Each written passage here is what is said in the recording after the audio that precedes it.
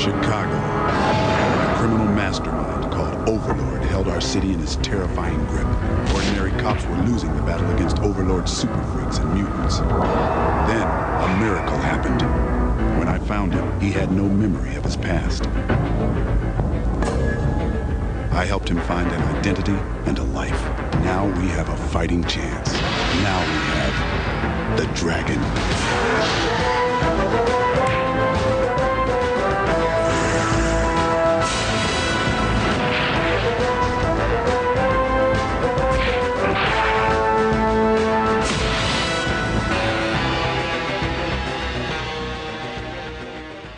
This is the Savage Fincast, back again for another episode.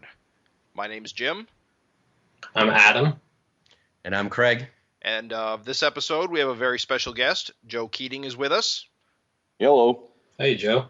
Hey, just to give you a little introduction, Joe.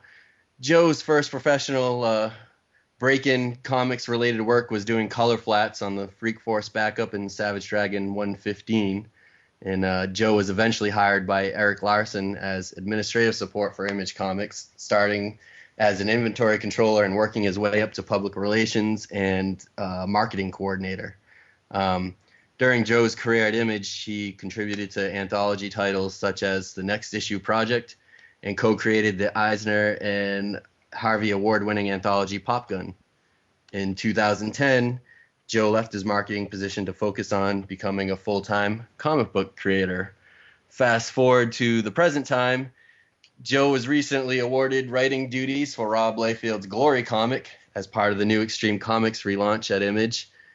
Joe's first issue of Glory sold out at the distribution level before it even arrived on store shelves. Keating's second Image comic series, Hell Yeah, is his own creation and also sold out at the distribution level before its release date. Joe is also in the process of working with Frank Cho on another creator-owned book at Image titled Brutal. He's got a lot going on, and I want to thank him for using his precious time to talk with us. Thanks for joining us, Joe. Yeah, it's my pleasure, man. I love talking Dragon, so I'm stoked to be here. Excellent. Yes, that is something we also enjoy. Awesome. So as we start off most of our podcasts on the Savage Fincast, let's talk about Erik Larsen related news.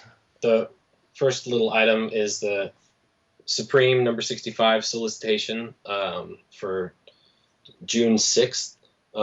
It's got a pretty badass cover with this kind of open line art by Erik, and apparently there's going to be a Cory Walker variant cover, which I'm sure everybody is very excited about.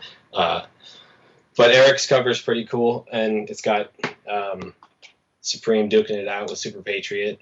As the solicitation says, the original Supreme returns, and he's pissed. The Ivory Icon is out for revenge, and his old ally, Super Patriot, is caught in the crossfire. So, sounds like a match made in World War II heaven.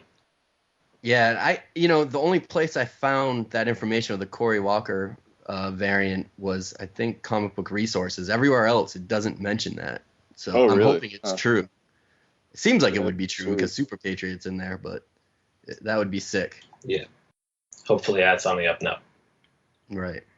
The Savage Dragon Invasion trade paperback also solicited. Supposed to be published on June 27th. Savage Dragon, Overlord, and an alien invasion like no other.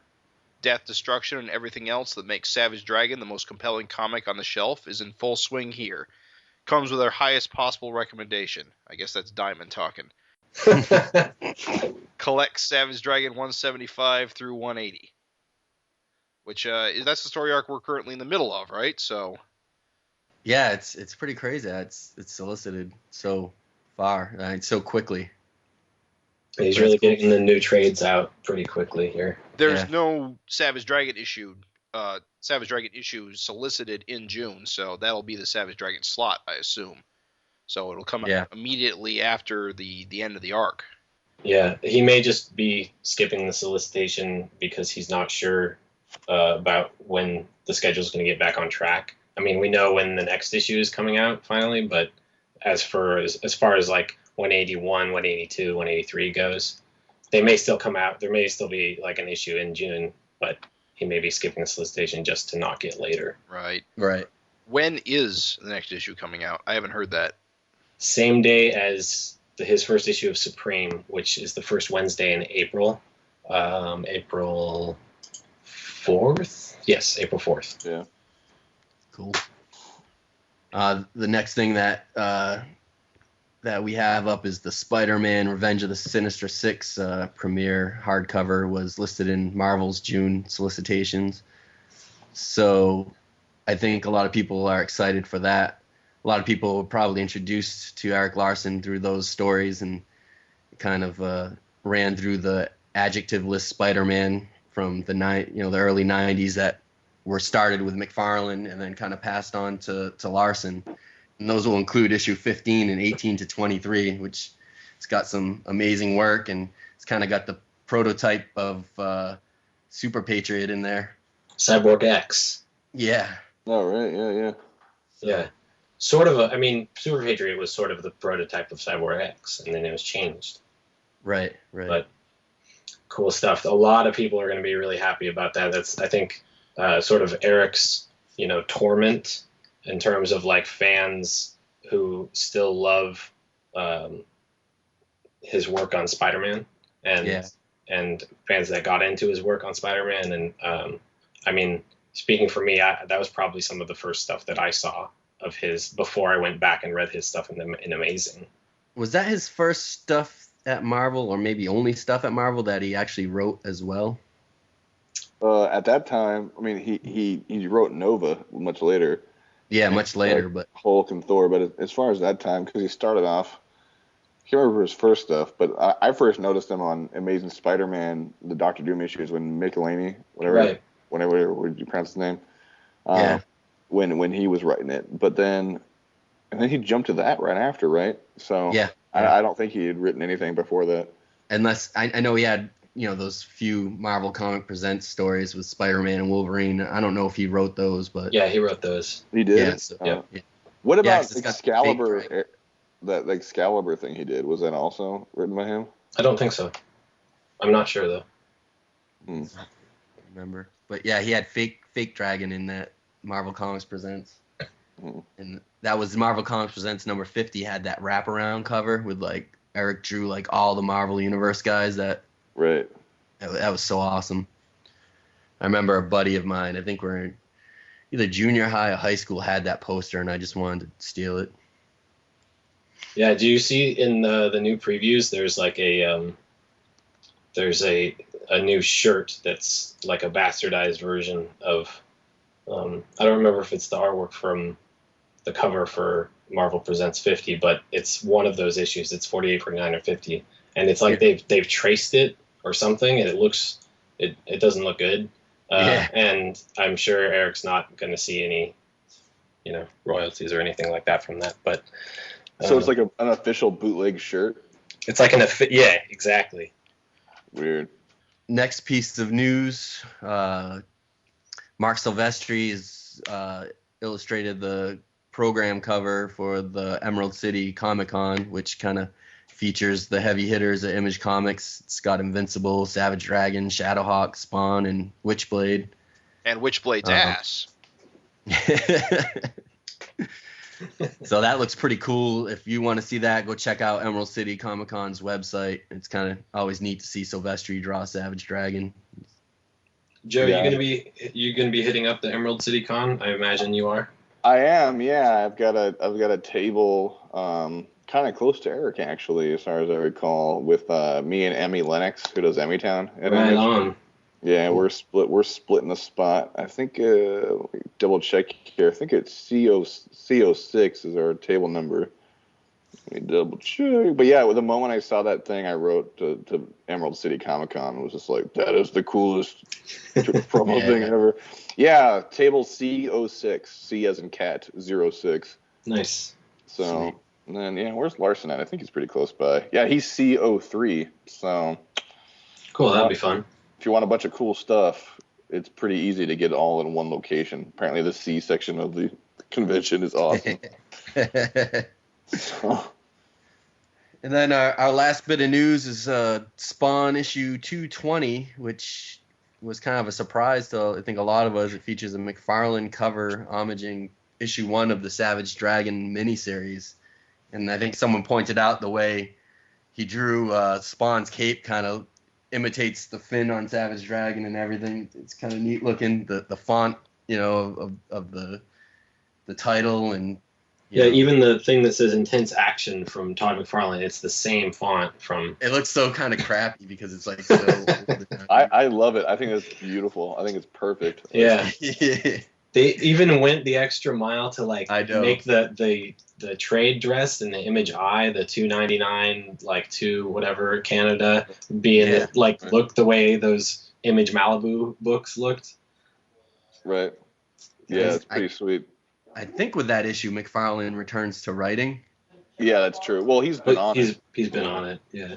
In secret, but yeah, whatever. Is that what it is? He's kind of like the ghost writing it, or is he like... he came out and said it, didn't he? Yeah, he's been writing it under a pseudonym. Oh, okay. Will Carlton. So he's actually been writing it since he came back on the book on 185 the entire time. And he's also doing, I guess... for that same issue, there's going to be another variant cover doing like a Spawn homage to Youngblood #1. I don't know if he's done that yet, or if anybody. I don't know if you've seen that, Joe, but I'm very anxious to see that myself. To see which one, sorry? That he's doing a Youngblood. I haven't seen anything except for what's online myself. Yeah. Has he given a reason why he was doing it under a pseudonym all this time? I have no idea. I assume he doesn't want to hear any backlash and wants to kind of let people judge the writing for itself without his name. I think he's kind of messing with people and just, trying stuff out, see what happens. And I did notice, comments on boards saying something to the effect of, oh, the book is so much better now that Todd's not writing it anymore. Oh, really? Yeah. And so, sort of fish in a cup. And that's so awesome. Yeah, it is. He's kind of a goofy guy, I think. And he likes to do weird stuff sometimes, so. That's pretty sweet. Yeah, it is. Especially, I'd love to see the reaction of the person that's like, Todd McFarlane sucks as a writer. I'm not collecting anymore. But I love Will Carlton. Yeah, that's cool. That's pretty rad. Cool. So why don't we get into the meat of this episode? Let's do it. Yeah. So, Joe, you want to just tell us a little bit about how you got into comics, and you can go as far, back as you want.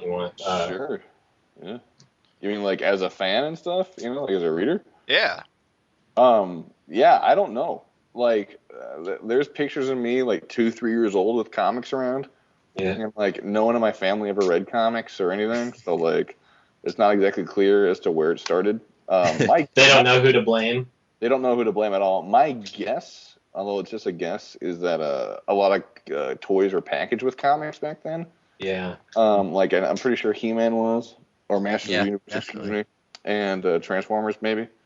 But Bruce Timm had comics in He-Man, right? Yeah, I don't know. I was 2. I have no idea. So I was not barely conscious as a human being. But yeah, so dude, I just never stopped, I did, at different parts of my life, I discovered girls and I discovered rock music, but I never stopped reading comics, it was always just there. Yeah. It was always something I really loved. And then with Larsen stuff, I was on a trip with my grandpa and my dad to Montana, and we were staying at this one place, this hotel that had a magazine stand or whatever that sold comics, and my grandpa would give me money every morning, go buy a couple comics, and one of them I bought was a Ghost Riders classic, and another one was a Hot Stuff, and one was a Justice League International, and then one of them was Amazing Spider-Man. I think it's 248 or 249, where it's the Gray Fox and Doctor Doom storyline, and that was the first time I saw Erik stuff. It was also the first time as a reader, until that point, I was always just comics are just generated somehow. I don't know. It's just this ethereal thing. Right. Yeah. But with that was the first time where I was like, oh, okay, this is a human being. His name is Erik Larsen, and I want to read everything he does. Yeah. So I felt the same way. Yeah. So from then I was just whatever he would draw, I would buy. So I bought the rest of his Amazing Run, and then I got super hardcore into The Revenge of the Sinister Six. I thought that was just the most amazing thing I'd ever read in my life. I was just like, this is everything I want out of a comic. It's got Wolverine and Spider-Man and Sleepwalker, which I was really into at the time, and Oh yeah, Sleepwalker. Dr. Octopus in a suit. yeah, exactly. When adamantium freaking arms and stuff like that, and it was just the coolest thing. I mean, to me, it still holds up as one of the best Spider-Man stories ever. But yeah, no, it was just.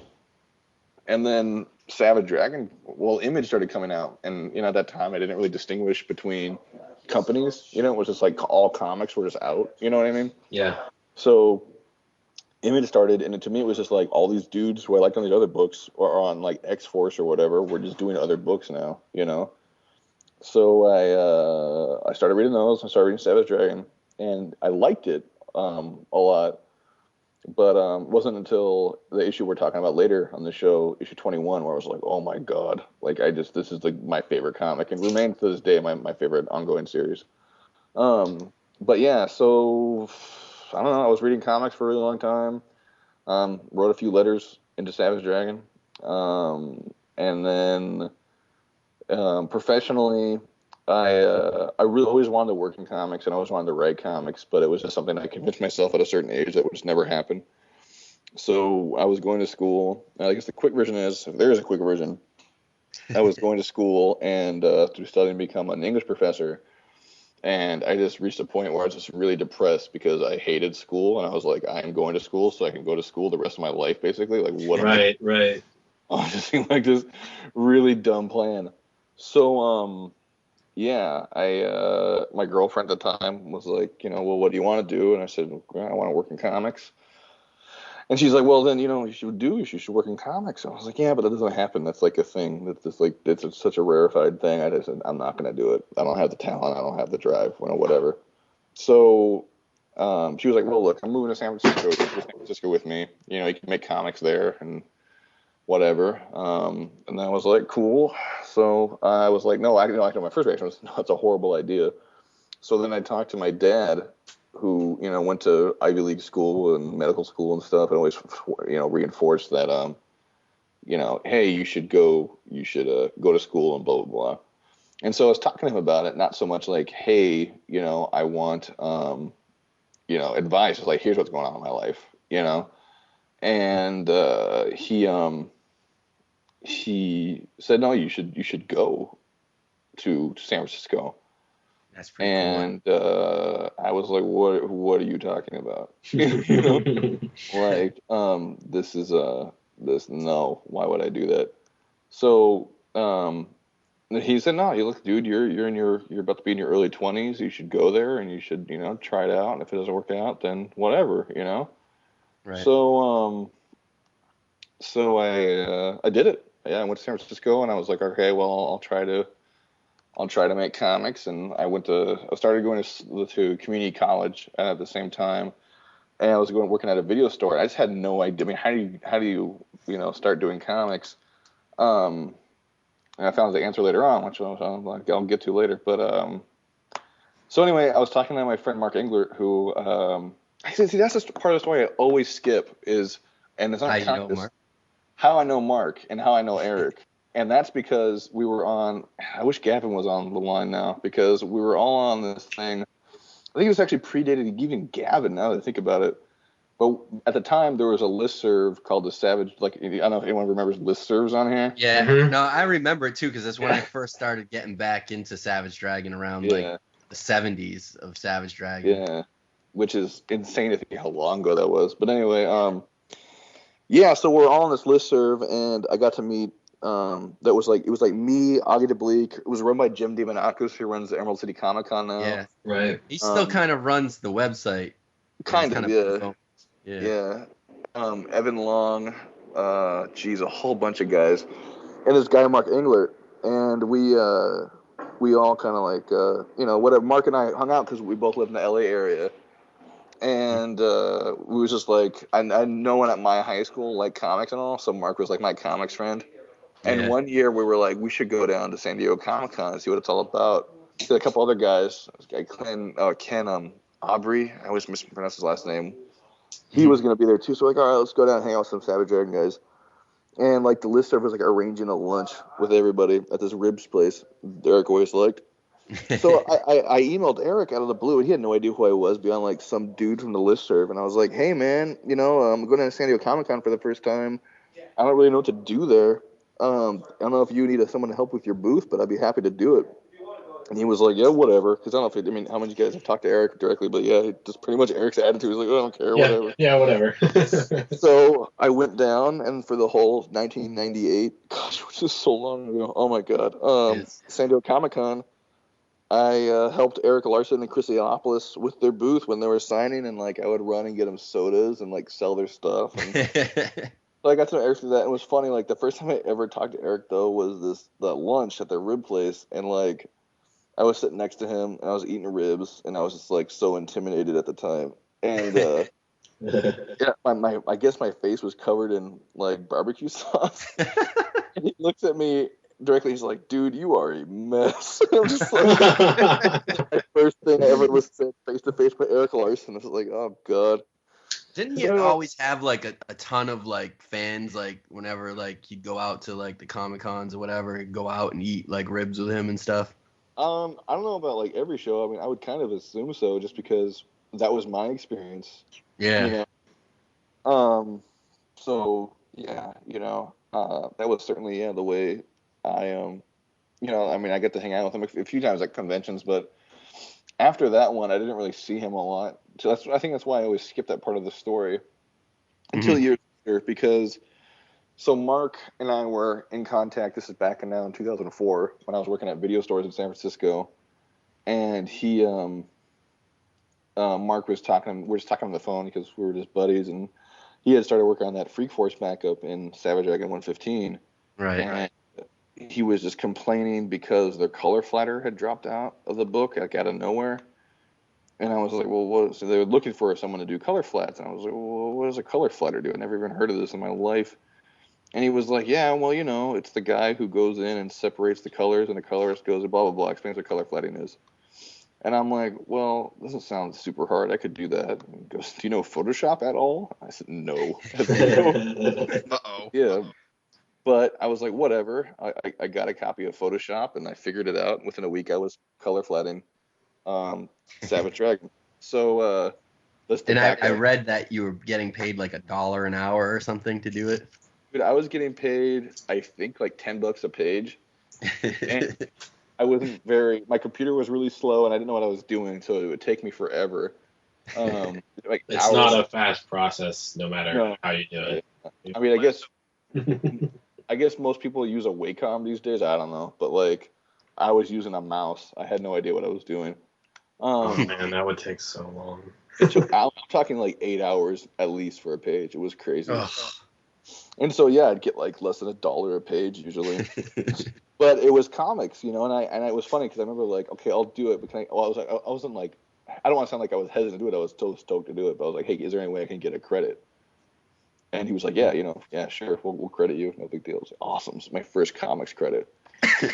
So that came out, and then I started doing color flats for Bill Crabtree, who I think was the colorist on that too. I don't have a copy in front of me, but I did color flats on like Invincible, Masters of the Universe, Rob Zombie's show, Savage Dragon, God War, which is really fun because like there was at one point where like they needed a text piece for the back. I forget, did I say I would do it, or someone's like a joke and write it, whatever. So I wrote a text piece in the back of like Savage Dragon God War. Is the first time I ever wrote anything in a comic, and it was just like, I know you're reading this for the color flatting, blah, blah, blah. Thank you very much. I remember seeing that and going, holy crap, Joe has a thing in here. Yeah, well, that was my reaction. I was just like, what? How did I sneak into this? So that San Diego, I went down again, and it was funny. Oh, wait, sorry. I should back up some more. So Wizard World LA 2004. There's no short version of the story, by the way. I thought there was totally not. But it's all Savage Dragon related, so I assume that's fine. Yeah, so Wizard World LA 2004, I went down and I was hanging out with Eric and Mark, and I met some friends there, and like Margaret Andrew Smith, who I later on did Popgun with, and a bunch of other guys. But anyway, Larsen was either like he just became publisher, or right to become publisher. So it was kind of cool. But anyway, he and I were walking in, and I had met Eric Stevens for the first time, and we were at the image booth, and the guy behind the image booth, I think it was Brett Evans, who was their production manager, was complaining. He was like, "Man, I don't want to be behind this booth all day." And Erik Larsen turns to me, he's like, "This guy'll do it," because I did it at way back when. So that was fine. It was cool. We hung out, great time.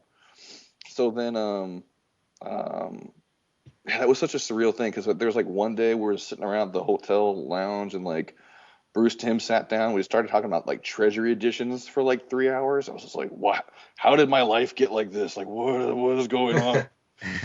But so that San Diego, similar thing happened. I was hanging out with Mark Englert, and we're hanging around Kirkman's booth. And this was like Invincible may have been on like issue 11, maybe, right. If that. Yeah. Or maybe issue 9 or 10. And Walking Dead was where, I forget exactly where that was at, but it was really just started. And Kirkman was just saying, I don't want to run my booth, whatever. So, Did you know Kirkman from the boards beforehand, from the Savage Dragon? Yeah, board? That was funny, because like I knew him as the guy who was trying to push this wrestling comic. Do you guys remember that at all? In the ropes, and I was like, oh yeah, you're the wrestling comic. I'm a huge pro wrestling fan. I love WWE, and I was like, oh yeah, you're the guy with the wrestling comic. Like it was, and Battle Pope had been coming out for a little bit, but yeah, I just thought of him as a wrestling comic guy. So yeah, he was just like, yeah, I don't want to run my booth, and I was like, whatever, I'll do it. Like I've done it a few times, and Larsen vouched for me, and he's like, okay, fine.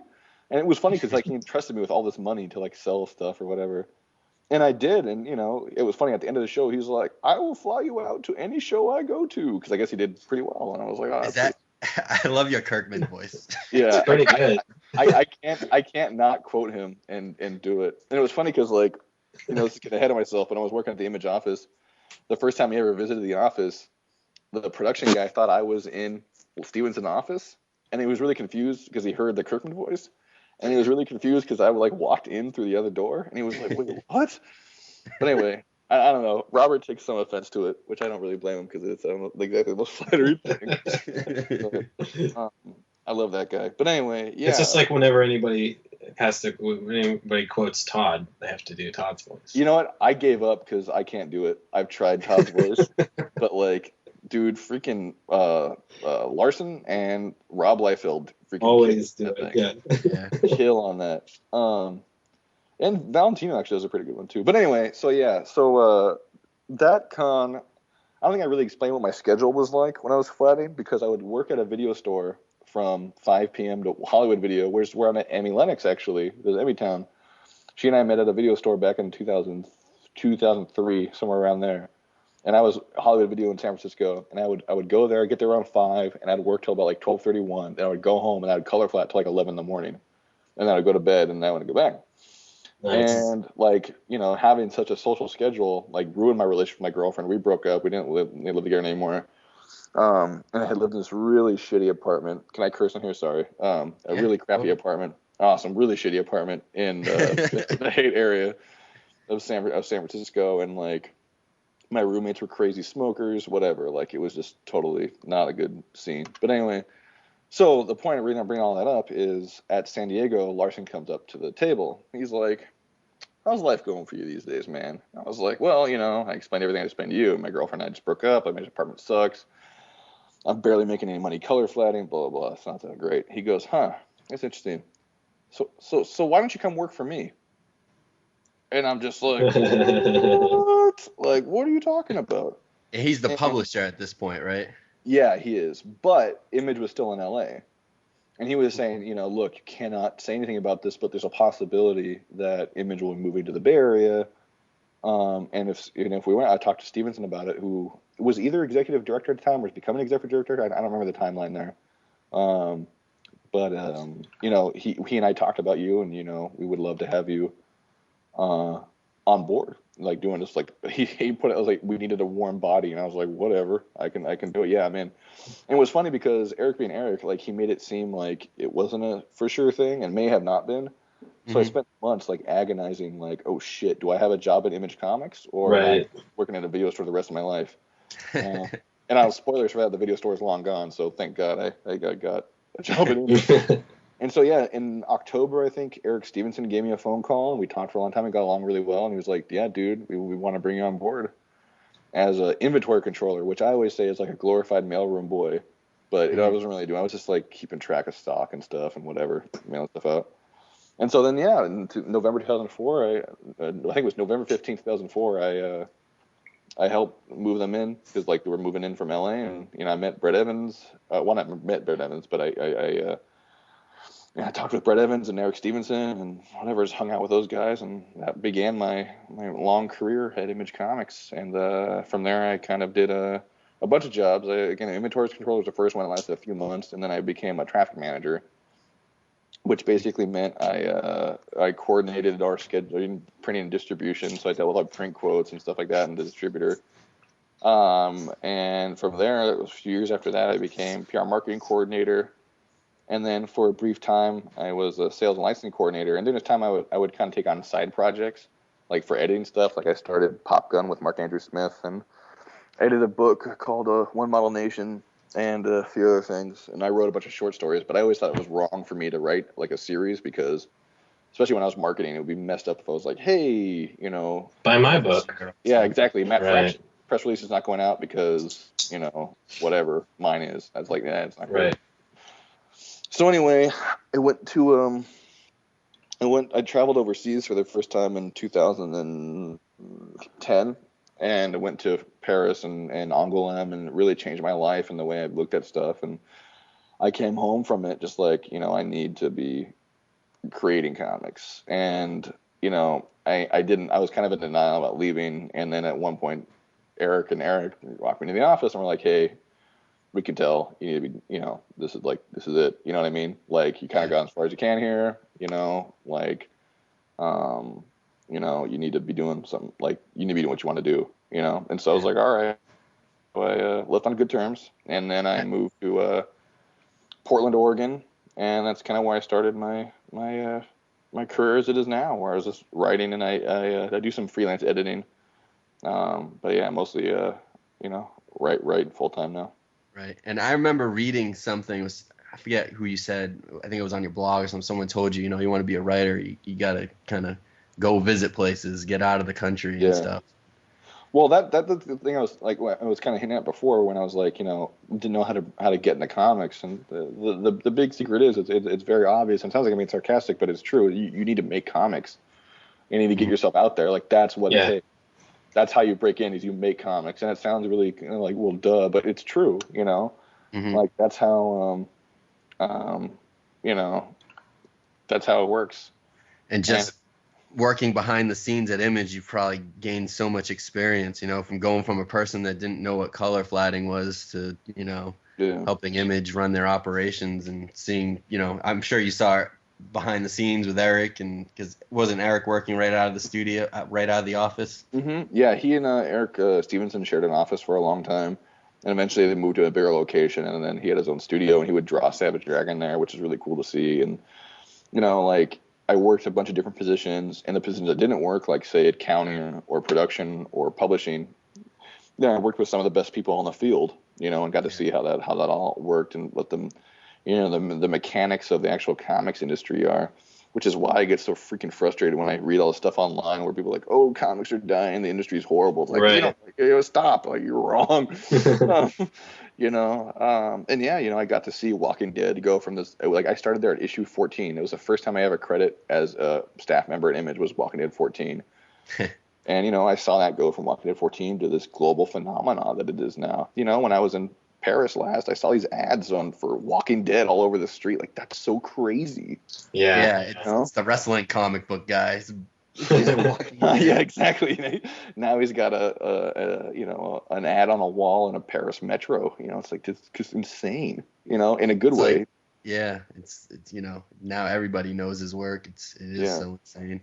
I mean, and now he's an Image partner. It's like, what? Right. No, I am extremely grateful for the opportunity that Larsen and Stevenson and guys like Valentino and Kirkman really gave me by working there, I learned so much from them, and you know, I, you know, I mean, I got into comics. The comic that made me think like I need to make comics on my own was Spawn number 10, because I read that and I was just like, the first time I didn't get it at all because it was a David Sim issue with Cerebus in it. Yeah. And I didn't understand it at all. It was really crazy. But then I reread it, and I was like, oh wait, this is about creator ownership and making your own stuff. And I was like, okay, this is what I want to do. I want to make comics.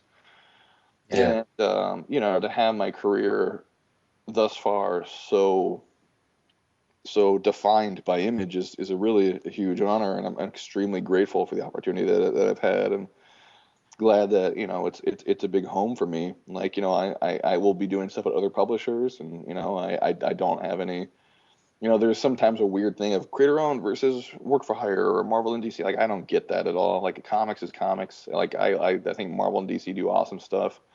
I think Dark Horse and IDW are doing amazing things, and but yeah, my home thus far has been pretty highly at Image, and it's a damn good crew of people, and damn fine publisher, Yeah. So now you have Glory and Hell Yeah. Did you have any pitches to Image before? I mean, I know you kind of auditioned for the writer for Glory. You made a pitch for Erik and Rob. But did you have any other like creator-owned stuff that you pitched before Hell Yeah, or anything that they were just like, we're not interested? I know like Kirkman had Science Dog that they tried out, and at the time, they were kind of turned down on that. Well, I mean, Larsen especially, and then later on Stevenson. I became pretty close with those guys, and I talked pretty openly about what I want to do. And that's what Stevenson was saying. You got to do what you want to do. Right. And he was really like he's known about Hell Yeah for years. I mean, it's a concept I've had since I was really young. Mm-hmm. And he's heard all about the different iterations of it, and I had a drama with this one artist who just bailed on me and didn't work out, and and was when I was starting to write full time, was like, dude, I think it's time you do Hell Yeah. And the only one thing I can think of off the top of my head, and I'm sure there were others, that was rejected, was I did ask Larsen if I could do a Super Patriot miniseries called Death Metal, but that never really came together. And it would be great. I'm still down for it if he ever wants to do it. But I'm trying to think of anything that was, I don't know, because it was really more organic. I mean, I did have to pitch Hell Yeah technically, but I mean, Stevenson knew about it.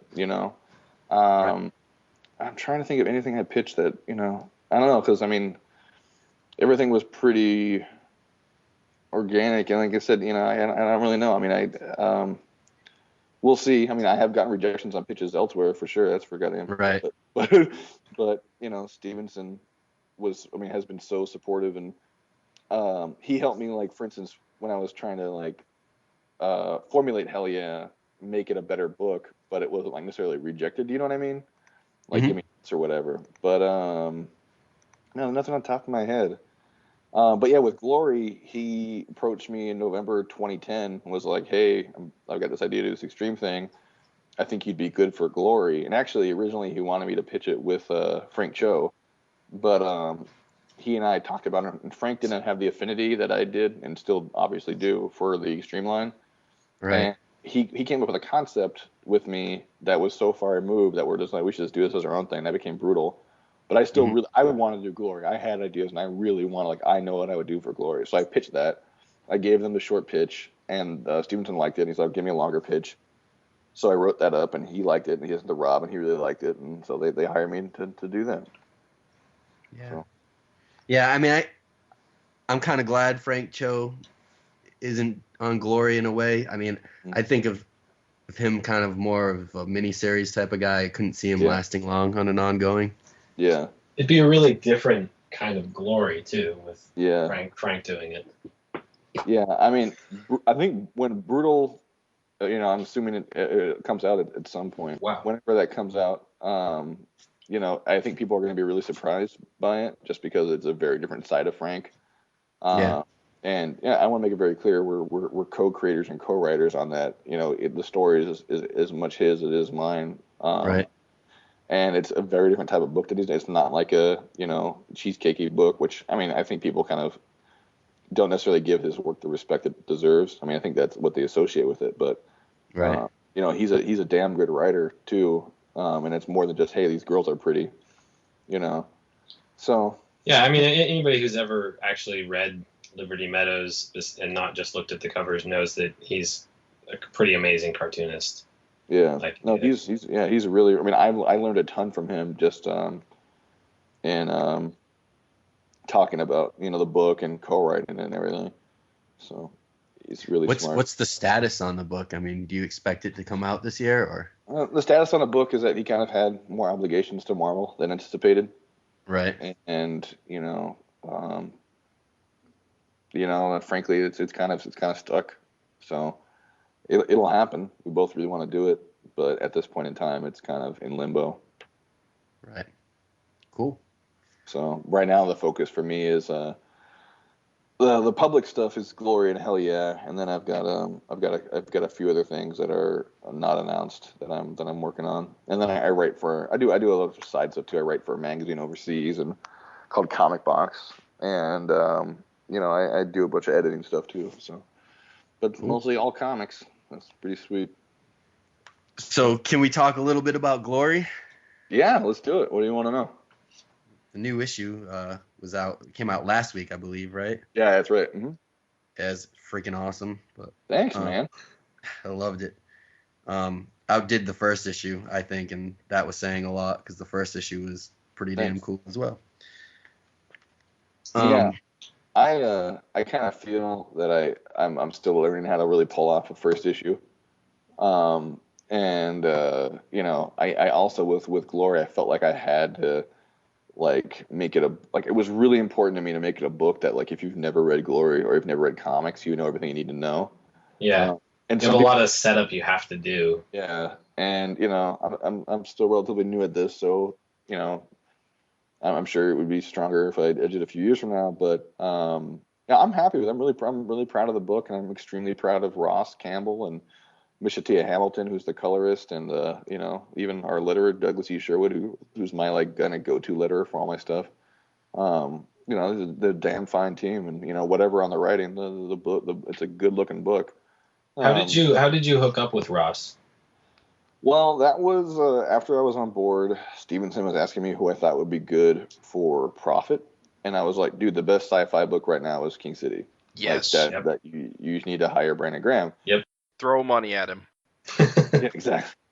There's a crew of us who kind of came up in comics together, and it's like me and Brandon, Marion Churchland, Marley Zarconi, James Stocco, Corey Lewis. And Andrzej Zamanowicz, who eventually drawn Hell Yeah, and Gabriel Batista, a bunch of us, and I had also wanted to see Brandon kind of do. I thought it'd be interesting to see him do something he didn't draw, but and he was also just in general kind of my buddy I talk about my work with, so I was like, freaking yeah, I want him on part of this. I think it'd be sweet. Plus, all that aside, if he wasn't, I mean, I really truly feel King City really is one of the best sci-fi books in the last decade. Yeah, it's amazing. I completely agree with that statement. I'm glad. No, I'm glad you do. Because if you didn't, that would be a problem. Yeah. So Brandon, I guess, pitched Prophet. Oh no, it was at Emerald City Comic Con. Stevenson, 2010 or 11. Yeah, 2011. We sat down at this bar that has a bunch of pinball machines. That's all I remember about it. And we talked to Brandon about it, and Brandon gave right then and there what his pitch would be, and Stevens was like, "That's awesome," and whatever. So that brought Brandon on board the book, and since he was because I couldn't talk about it publicly yet, so he was my guy other than Stevenson and Liefeld, who I could talk about it. Mm-hmm. And we're having a hard time getting a really correct artist for Glory, and the thing is, Rob has gotten Liefeld has gotten so many offers to do the Extreme books over the years. And he really wants to do it right. So he was this is why I was extremely flattered he accepted my pitch. And so anyway, so I was having trouble finding somebody, and I was talking to Brandon, and I was like, dude, I need artists for this. What do you think? And he goes, you should talk to, because I told him what I wanted to see out of that book. I wanted Glory to look like a warrior. I didn't want her to look like a supermodel, and I had all this other stuff. And he was like, "You should talk to Ross Campbell." And I was like, "Well, you think he's available?" I said, "Just talk to him." I talked to Ross, and he was, he was into it. We talked about it for a bunch, and we're just really in sync and really clicked really well. And yeah, it was, we were. He drew up some art, and again, same thing as a pitch. Erik liked it, so he sent it to Rob. Rob loved it, and then Ross was on board. Yeah, I mean, I don't. Do you do kind of like what Kirkman does in some of your things, where you kind of draw your designs and kind of give it to the artist, and let the artist kind of look at what you're thinking of, or? Sometimes, sure. Yeah. If I've got like a really distinct thing, but for the most part, like, I think Kirkman is more artistic. I mean, I'm artistically inclined, but my stuff, the artist side of me and the writer side of me are two different people. Mm-hmm. When I draw stuff, it's always like old newspaper comics. Like, Mm-hmm. and when I write stuff, I always want to be really forward thinking. So, Mhm. I mean, I don't know. So my stuff, I don't think like a superhero artist does when it comes to design work. But I did. I mean, when it came to Glory, I just said, I want her to look like a soldier and a warrior, and I didn't want her to look like a superhero. Even I wanted her to be some kind of different. And Ross completely designed her. And then on the Hell Yeah, for instance, not to jump ahead, but I want to focus on Glory for now. But I just told Andre I wanted him to look at fashion magazines instead of superhero costumes, that kind of thing. Mm-hmm. Yeah. When designing the characters. So a little bit, yeah. But I mean, I don't necessarily go as far as Robert does sometimes.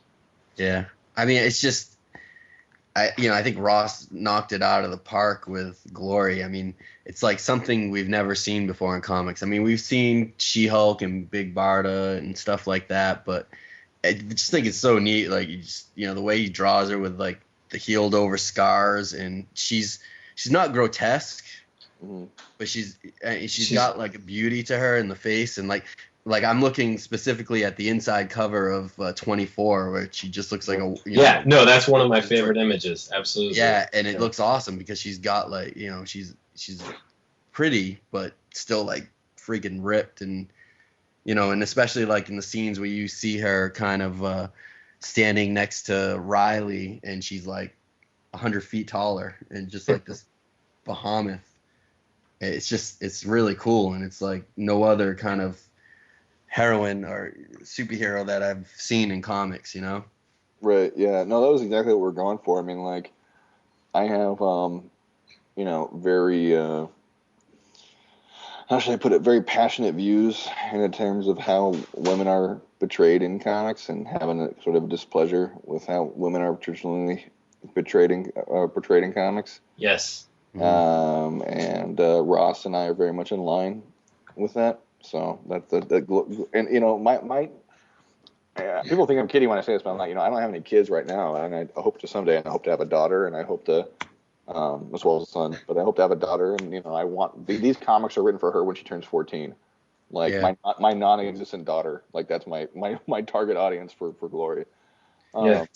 Do you find it hard to kind of write in the female voice, or I mean, obviously you're not a female or whatever. I don't know. Is there any kind of, you kind of talk to your female friends or your mom or something to get ideas on certain things, or is it just kind of flow normal, like it's not, character? I mean, how do I put it? Like, I don't want to sound like a jerk, but they're human beings. You know what I mean? Yeah.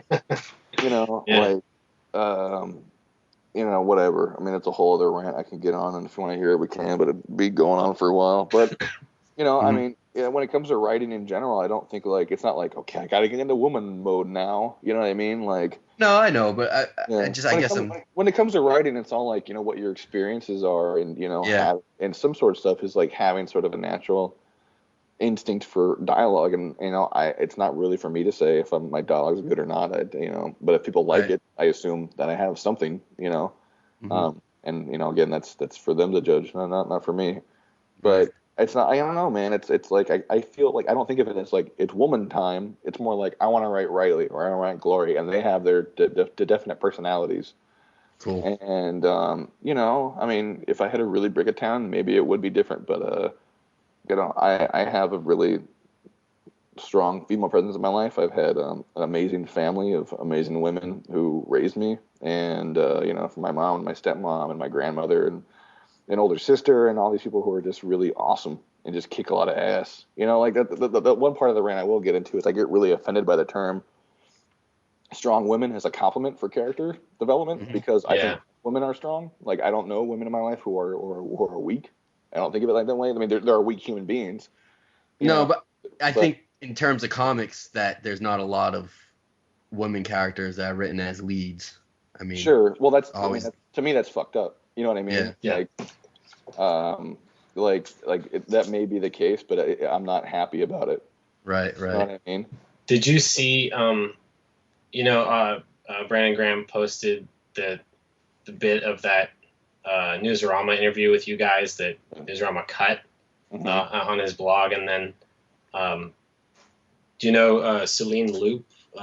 She's an illustrator and a painter. She just commented on it, and I just loved what she said, and I just thought I'd read you part of her comment. Sure, please do. Yeah. She said, "I love that making female characters whose primary purpose isn't to give male readers boners and giving them the same dynamism that is afforded to male characters is some big political statement. Hoo boy, it shouldn't be. It really, really shouldn't be. And the fact is, or that artists and writers think it is, it kind of proves the point that comics need to air out that locker room smell." Yeah. Well, I don't know if she was trying to sound like, I mean, it sounded like she was kind of offended by what we were saying. I mean, that's exactly how I feel about it. No, exactly. Yeah. You know, like, I really just pissed me off when people were like, oh, wow, you know, like, I get really up in arms about it. And I don't know how much you want to get into it, but, you know, it really is messed up to me. Like, it is a serious problem. Yeah. And, you know, all I can do is just make the comics. Well, the best advice I ever got about writing comics was actually from Matt Fraction. He said, write the comics you want to read. Yep. And Glory's a comic I want to read. And with Glory in specific, you know, it's a comic I want my daughter to read. And my son too. But, you know, I am writing it for this now fictional daughter thing, which is, I guess, is kind of weird to keep talking about. But anyway, you know, yeah, it is messed up. It shouldn't be. Like, I don't know. I have nothing else to say other than I completely agree with her 110 billion%. It's not some political statement for me as much as it's just like, right. It's how I want to see comics, and that's it. Done. The end. You know. I remember when I first read Glory 23, I thought, I mean, number one, I really like it, but number two, one of the reasons that I hope this book does well is not just because, you know, it's a book with a female main character who is not a sex pot, but it's a book with four, you know, very realistic female characters that are, it's not just like paying lip service. Like, I feel like I've read a lot of books that it's like just one, you know, just the lead is maybe a woman, and she doesn't act like a woman at all, and she's got huge tits or whatever, and it's just kind of like, oh, we're doing this so we can say we have a book with a female lead.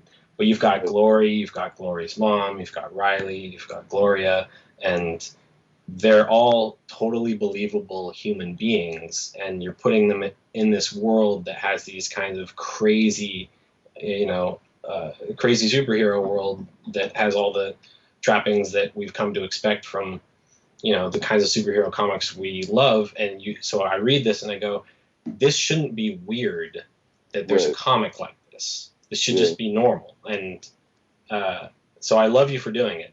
Thank and you. I wish there was more titles like this, and I'm hoping there will be. Yeah, no, thank you very much. I really appreciate that. But at the same time, I'm just writing a story. You know what I mean? Like, I'm not going to like, okay, what's my message this issue? You know what I mean? Right. The only thing that's really conscious and sort of related to that is, I don't know how much of this I should be saying, but hey, whatever. My goal with Riley is to make her probably one of the biggest badasses in comics by the end of my run. So I want to take her from this, you know, this young woman who doesn't know where she is in the world, and you know, against every stereotype in comics, and then eventually just turn her into this super badass. So, nice. Yeah. So spoilers. Sounds good to me. You heard it here first. Yeah. Okay, so now Mr. Gavin Higginbotham, who was absent at the beginning of the episode, has just joined us. So we're just gonna keep on trucking. And welcome back, Gavin. Glad to have you. Glad to be here. Thank you. So Joe, I was gonna ask you about Glory 23. Sure. When Riley first arrives in France, she meets an older man. Is that your nod to Mobius there? You know what's funny? Okay, so I'm a huge. I mean, it's on record. I'm a huge Mobius fan. Like he's my number one inspiration. Mm-hmm. You know, I was completely devastated when he passed. You know, lucky enough to meet him a few times. It wasn't consciously, but I'm thinking it was. Like, because I talked over the design with like how he should look with Ross, and Ross did his design from there. It's actually the name is a friend of mine, probably one of my closest friends. And I talked about Emmy Lennox earlier, and she's definitely my little sister. But I think the closest equivalent I have to an older brother is this guy Fabrice Sapolsky, who used to run Comic Box magazine, and now he's just one of my closest friends. And I'll probably work with him pretty soon. But anyway, so I named him after Fabrice, but personality and everything was very different. And yeah, it was after Mobius passed, I had just coincidentally had reread Glory, and I was like, oh my God, am I doing Mobius here? You know? So great observation. You're the first person to point that out. And yeah, no, I think you're totally right. I think the thing that kind of tipped it off to me is, I mean, I kind of frequent your blog and read about it, and I think one of the things that you were describing, it was either in your blog or in an article you wrote, you're kind of meeting him and you're trying to speak French to him, and he's like, you know, I can speak English if you prefer. Yeah. No, that's exactly what made me think, oh shit, I'm writing Mobius. Because yeah, when I read that panel, and then I looked and I'm like, you know, even was drawn. Look, I mean, it's amazing that, you know, Ross drew him looking like Mobius. Well, I gave him a rough description of like, hey, this is what this guy looks like, and go from there. And yeah, no, it was not conscious at the time, but I looking back, I definitely think my subconscious was working that in there. Cool.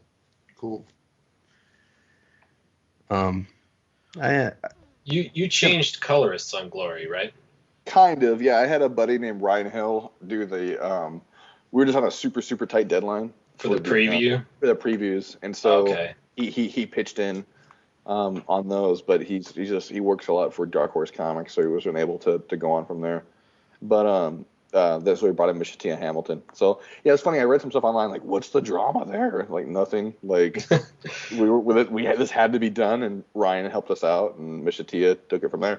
That's kind of the internet. Like every single time anything happens, there has to be a huge drama. Yeah, it's funny. Yeah. Like I used to kind of not be involved in that, but see it when I was a fan, and as the more I work behind the scenes, I'm like, all this stuff people think is huge drama. Oh, this guy's fighting with this guy. It's like, no. No, it's not a comic. It's real life. People don't really. It's not that dramatic. Yeah. It's usually much more boring than people think. So. I know. I talked to a few people who were really impressed by the bright colors of the preview art, and when the new colors came out, they were a little disappointed that the colors seemed more muted. Yeah. Well, I will say, like, Ryan did an incredible job, and I think he really kicked ass with those pages. But Mishatia that's how I wanted the book to look. You know, like she nailed it. You know, it puts the focus on the characters. Yeah. I think Ryan's stuff was great for those preview pages where she's punching tanks and stuff. But I think like as the book goes on, especially if you read number 24, I don't think the colors would be as appropriate. You know? Yeah. I mean, especially when you guys see 25, which is the 500 years later issue. The bright colors wouldn't necessarily really work, and I think it'd be kind of weird in the long term. There's an expression I hear sometimes, and it's like, you know, they're trying to use every color in the rainbow. Right. And that's what the preview pages looked like when I was looking at them side by side. And I really like, what did you say her name is? Mishatia. Mishatia, okay. You know, it's kind of like Gavin, you know, I had no idea how to pronounce her name. I've not met her in person yet. I never talked to her on a phone. It's all been over email, so I have no idea if that's actually how you pronounce her name. So I could be totally wrong. But I really like, you know, what she's doing because she's using actual palettes and you know, keeping warm colors with warm colors and cold colors with cold colors, which is like a huge part of color theory that sort of goes against like superhero, like primary colors. Everything is very loud, but is usually kind of more appropriate. And when you see a lot of artists color their own stuff, it's more along these lines. Like early issues of Wolfman that Jason Howard was coloring himself looks more like this, like he's using palettes. And I've been telling my friend David Seltzer, who's the colorist on Vanguard, to read. I've been bugging him to read Glory because he's going to love the hell out of colors. Oh, sweet. Awesome. Yeah. It's very much in his wheelhouse. Sweet. That kind of thing. So we're going to learn how that sword works that Glory has. I've only seen, I think, on a cover or the inside cover, it's like segmented and it looks really neat. You'll see it in action, yeah.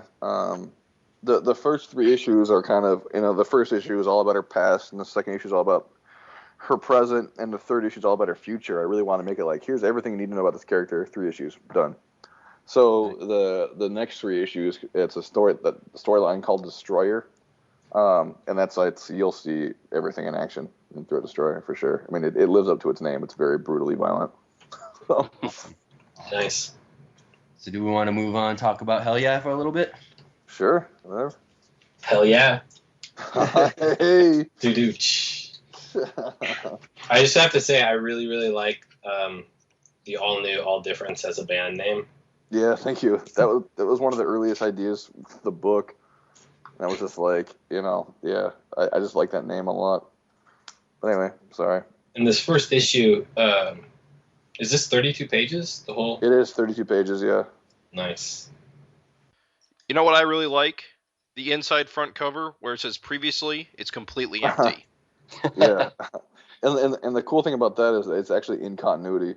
So that comes back later on. Interesting. Cool. Yeah, and how that comes back, you have to read it to check it out. But because there are unknown things about Ben Day and his parents and things. Yeah. Well, this book moves. It's a very different book from Glory.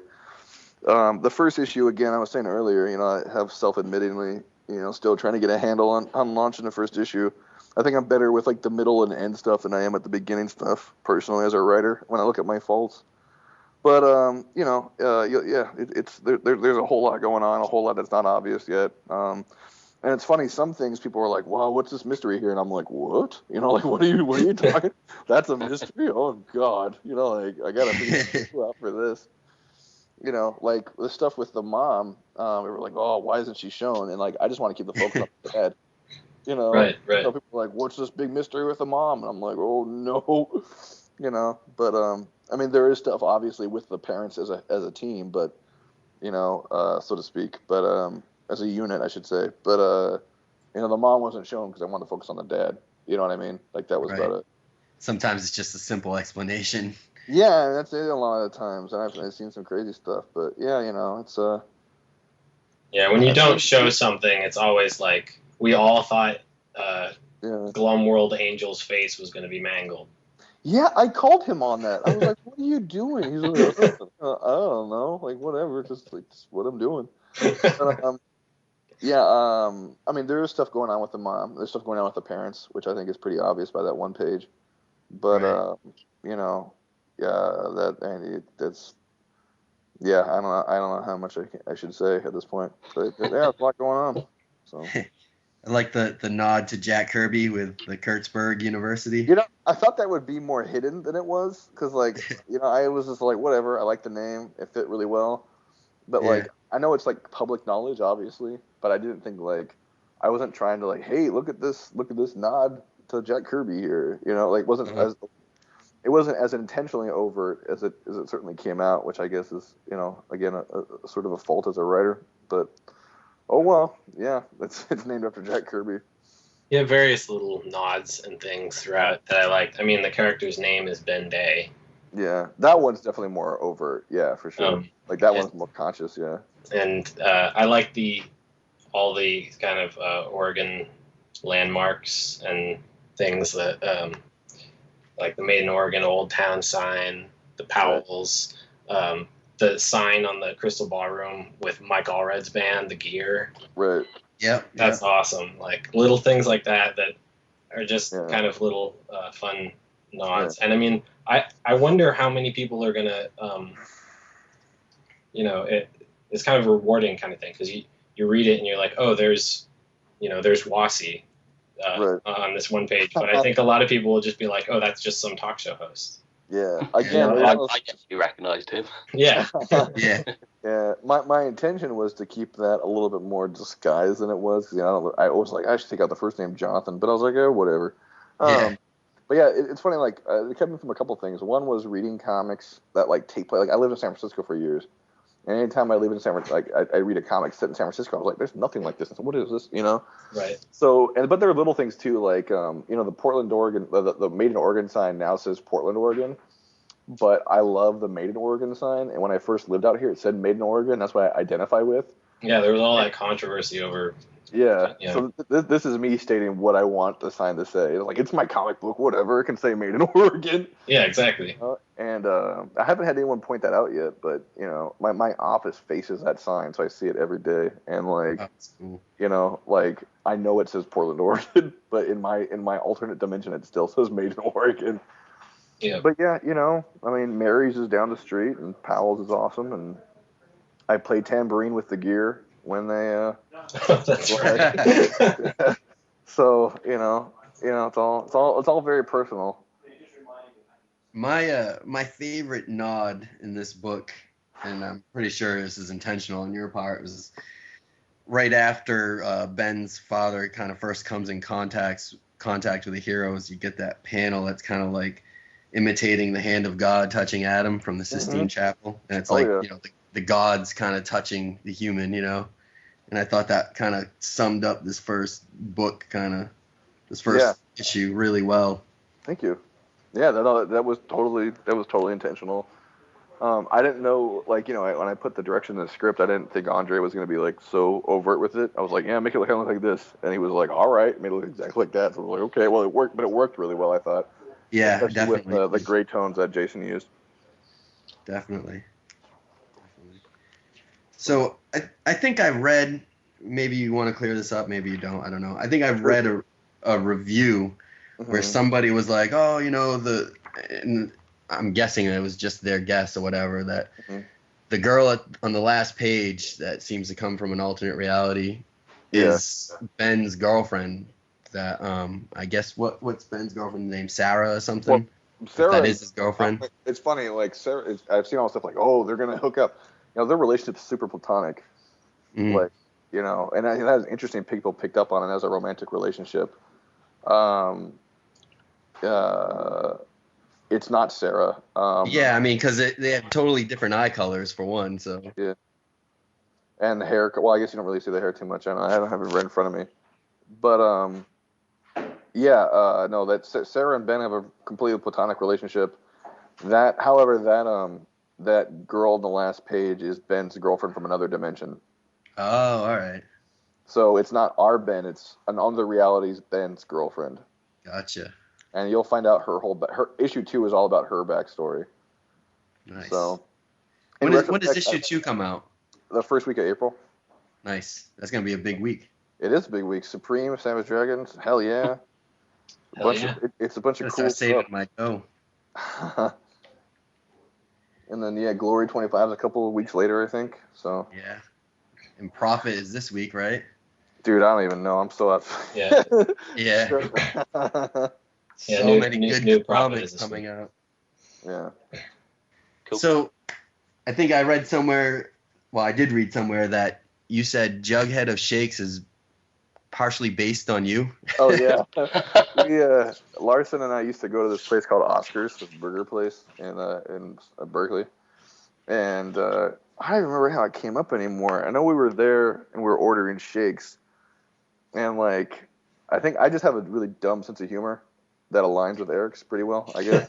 And I was just thinking how funny it would be to have like a character who is just Jughead but with something else, and then it became Jughead of Shakes. And yeah, he said that from that Jughead of Shakes was based off of me. So the final looks a little different, but it's pretty close to how I was looking at the time.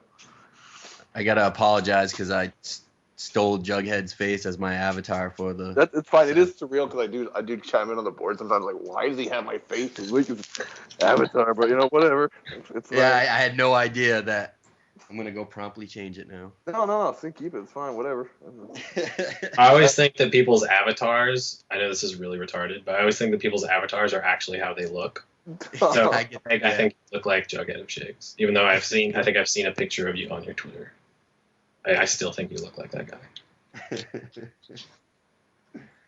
That's funny. Joe, what's your favorite character design of Savage Dragon? Flash Mercury. Even before you finished asking the question. Yeah. Flash Mercury, he's so off the wall, like so different than any other design. It's so weird. I'm actually disappointed that Flash Mercury hasn't made more of an appearance since Dragon War. I kind of thought he was going to be like Malcolm's best friend or something. I can tell you that a lot of the stuff when Flash Mercury was appearing in the book correlates with me being in the Image office and being like, dude, you should get this guy in here. This is the coolest guy ever. So you just chime in on Erik and chirp in his ear. Come on. I think like from 2004 till then was me constantly like, dude, you got to work Savage. And like, I remember being like, he first appeared as a villain. I was like, what are you doing? He's a good guy. He's totally cool. It's like I had like my version of him in my head, So like. But no, yeah, Flash Mercury is my favorite Savage Dragon character. Nice. I love that double-page spread with all the comic strips in, I think it's 125. Mm-hmm. And he's like going to bring food to the creator or something, and he discovers that his body is dead. The whole time that he's been like waffling on whether he should continue working for the creator, and it's like, oh my gosh, he's dead. Hooray. That actually gets back to an earlier question of yours. That I forgot about this, actually. I had an idea for a Flash Mercury serial that we were going to do, and it was with the same artist of Hell Yeah, who, again, it just didn't work out with them, called Flash Mercury versus Everything. And, actually, now I think about it. And then I had all these ideas for, like, one-off strips where, like, I just wanted to call like, Flash Mercury, like, checking in with Flash Mercury, and it would be, like, him just doing stuff, like, him playing pinball and then like tilting at the end, be like, "Oh, damn it," or him doing laundry or him washing dishes or whatever. I'd still be down. Hit up Erik about it. I totally not thought about that for years. Hit him up. But anyway, yeah, I love Flash Mercury. I think it's just cool. I just love kids comics, comics that kids make, because like the logic of it is just so different from anything in any other adult comics. Do you read Axe Cop by any chance? I don't, but I need to. Like everyone tells me. If you like kid logic, that's the comic to read. Yeah. Awesome. How about your favorite era of Savage Dragon? Do you have one? That's a great question. I don't know. I think I kind of love them all for different reasons. You know what I mean? Like it's such a cop-out question answer, but it's totally true. Like I love Savage Dragon for many reasons, and I think the big part of it is that it's evolved and it's changed and it's never the same thing. Mm-hmm. 21 is the most formative issue on me, which we'll get into later. But yeah. Which issue is that? 21, the one we're talking about. Yeah. All right. That's the issue that made me a fan of the book for life. Like I was like, all right, I'm in forever. So I don't know. I mean, every issue. I mean, like there was one. The only era that I'm not as hot on was the one where, like right after it became publisher, where it came out like twice a year. Like the presidential kind of. Yeah, wasn't the strongest, but it's not bad. You know what I mean? Yeah, I'm not a huge fan of that either. Yeah, but I think like right now, I think it's some of the best the book's ever been. I thought Emperor Dragon was awesome. I don't know. I mean, I love that book through and through. I don't know. I love certain stories, but I wouldn't say like I necessarily love a certain era more than any other. Right. I'm a sucker for Damien Darklord. I think whenever he shows up, I'm pretty stoked. Right. But I don't know. I love the Savage Dragon issue. I'm most excited about is the next issue. You know what I mean? Like I'm always excited for where it's gonna go. I'm not so much concerned about where it's been. And I think this is why I love the book so damn much. So. Yeah, I mean, how lucky are we at, most of us here, our favorite, creator is Erik Larsen, and we've been able to enjoy a book for, insane amount of years, continuously drawn and written by the same guys. It's just amazing. Oh, yeah. I'm so happy that, when I was 12 or 13, I decided, I freaking loved everything Erik Larsen made, and I was going to collect all his stuff. Yeah. Yeah, it boggles my mind. I just realized recently that he's closer to being at issue 300 than issue 1. You know what I mean? Right. Yeah. Like he's well past 150. It's like really shocks me sometimes. I always compare other comics issues to like where Dragon was at that time. So like when I'm looking at like Walking Dead or Invincible, I'm like, damn, like Invincible's already in, the 80s, and like by that time we're already into the Savage world, and it doesn't seem that long ago that the Savage world happened, but it really was. Yeah. Right. No, it's crazy that we talked about that sort of experimenting in the past, and I think that's one of the big reasons that I've stayed with it and stayed with just reading whatever Erik's been doing, because Right. he doesn't stay in one place. And I feel like, even if I love, how the book looked at any particular point, if it stayed that way forever, like I might keep reading it, but it would lose that, kind of energy that comes with just throwing shit against the wall and seeing what works.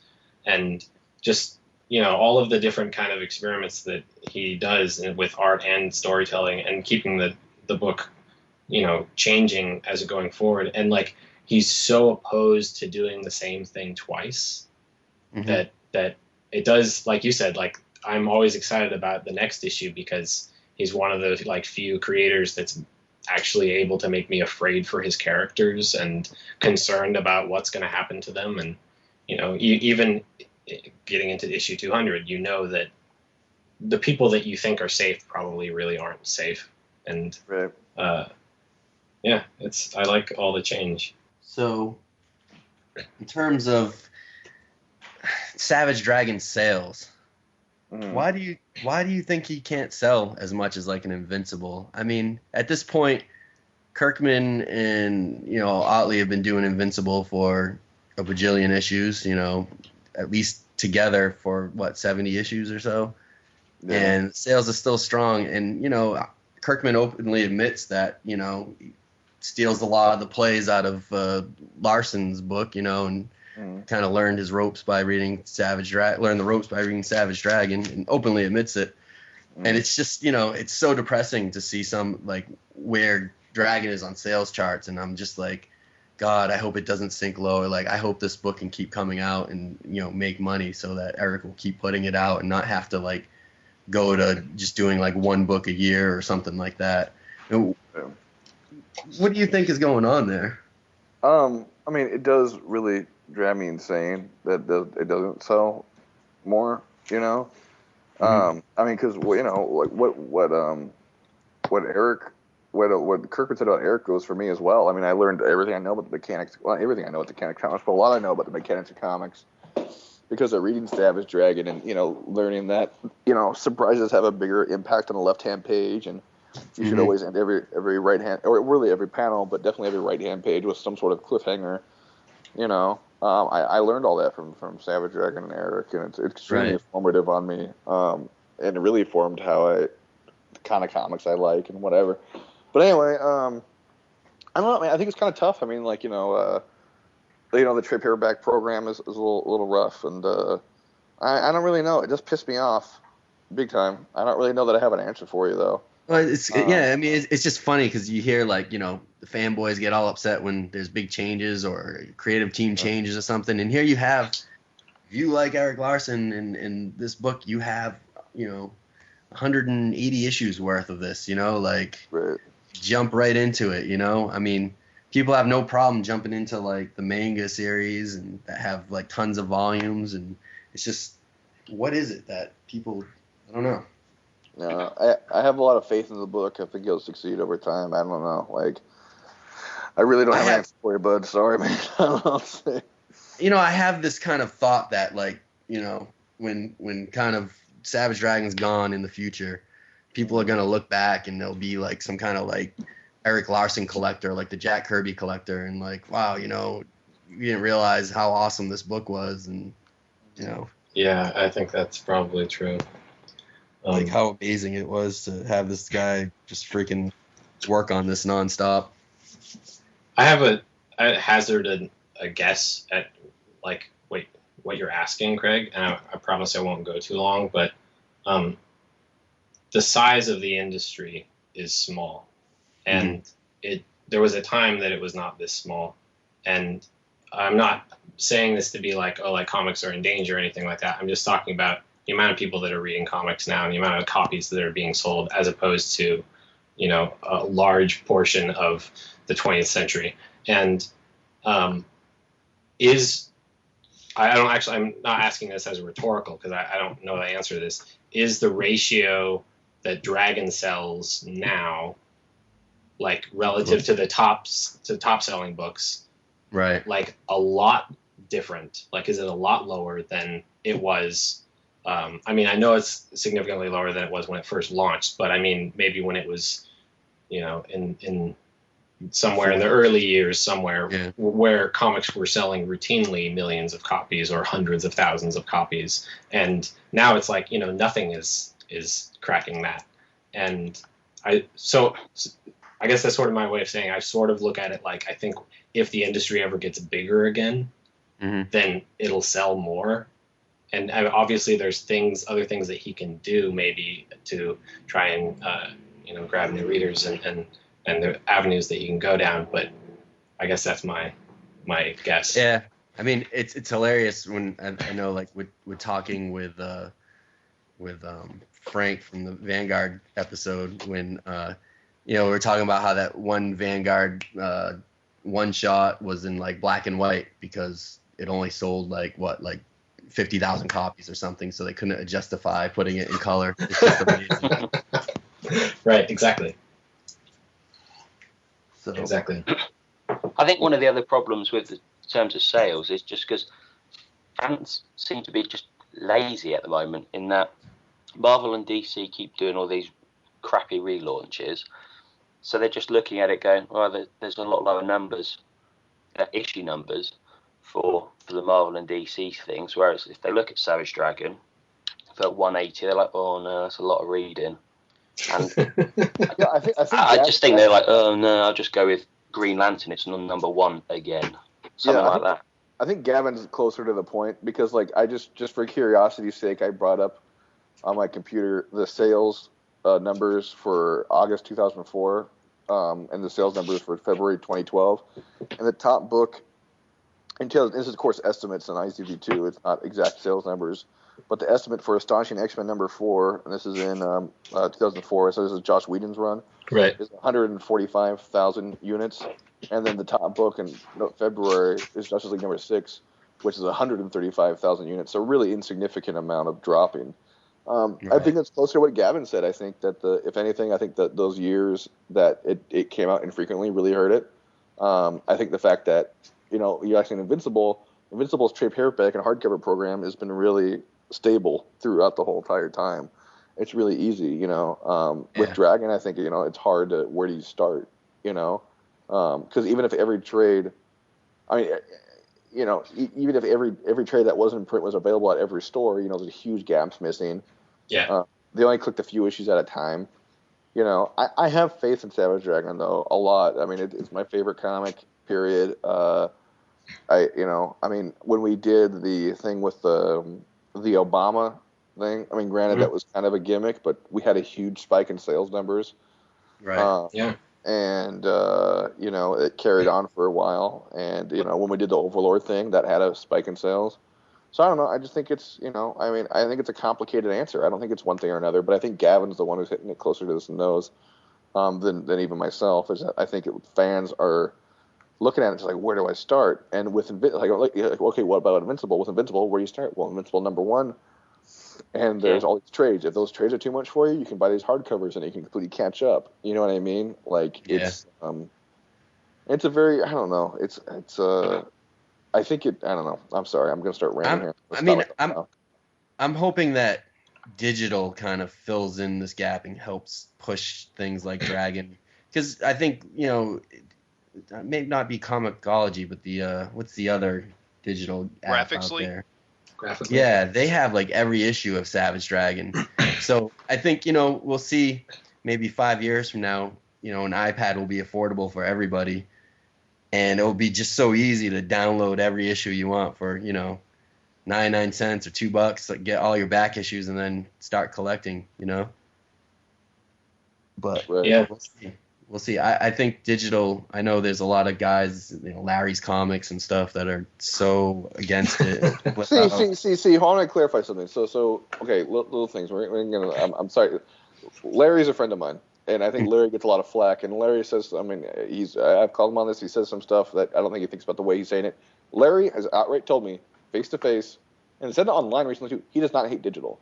Yeah. Larry's problem is with certain people's attitudes with that print. Promote just digital and put down print, or and here's the thing: digital is not the enemy. Print is not dying. Like I said this online the other day. Yeah. Like it's a much more complex beast. We're talking about, well, why does Invincible work? Why does Savage Dragon works? Well, it's because certain comics, even though they're superhero related, they're very different in terms of approach and everything. It's not a black and white situation. It works for one book, doesn't work for another, right? So absolutely. Yeah. when it comes to the how the industry is based, people are like, well, sales numbers are lower, which I just proven they're not really since 2004. But the market is very different, and it's a global economy. It's not just comics. Like, it's not about selling 6 figures or single issues. It's about selling millions over single issues, trade paperbacks, hardcovers, merchandise, digital downloads, ancillary rights, foreign editions. It's the global economy is very different, and comics are evolving with the global economy and how entertainment is sold in any sort of medium. And I think people are having a really hard time or misunderstanding, what exactly that means. And I think the people that collect comics now, for the most part, obviously either live by comic shops or in areas of the comic shops. But there's a lot of areas in this country and around the world, of course, that don't have a comic shop, and to have that instant access to every comic book or whatever, you just made another customer, someone that probably wouldn't normally buy a comic because it's within their reach. I'll tell you this. So like I love comics, and my ideal format for my stuff to be read is single issues. That's how I like my stuff to be read. My entire livelihood is based around comics right now, and I'm doing this having full faith that comics will exist. I think it'd be foolhardy just put yourself into a dying industry. I have a lot of faith that comics aren't dying. Is it hard to launch certain things? Yeah, for sure. And I've seen books that should succeed huge fail. But to look at that and say, look at this year, I mean, look at, last year was a DC relaunch, or this year with everything Image is doing, it's pretty huge in terms of,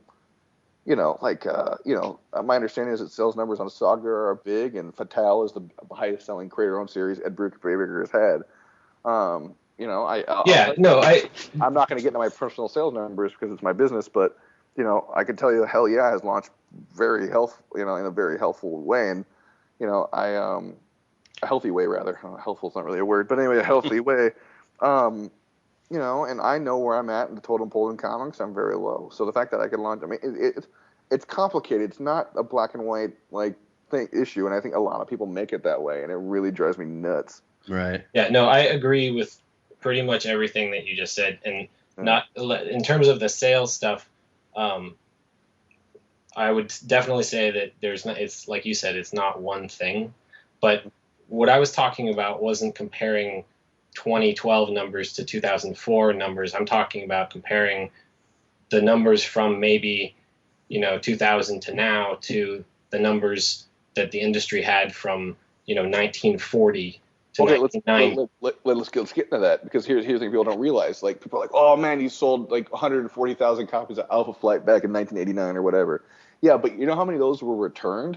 Or the way the comics industry and operates is so drastically different in terms of, if I sell, say I sell 20,000 units to a comic store, for sake, just throwing a number out there as a random number. Right. Those have all sold, right?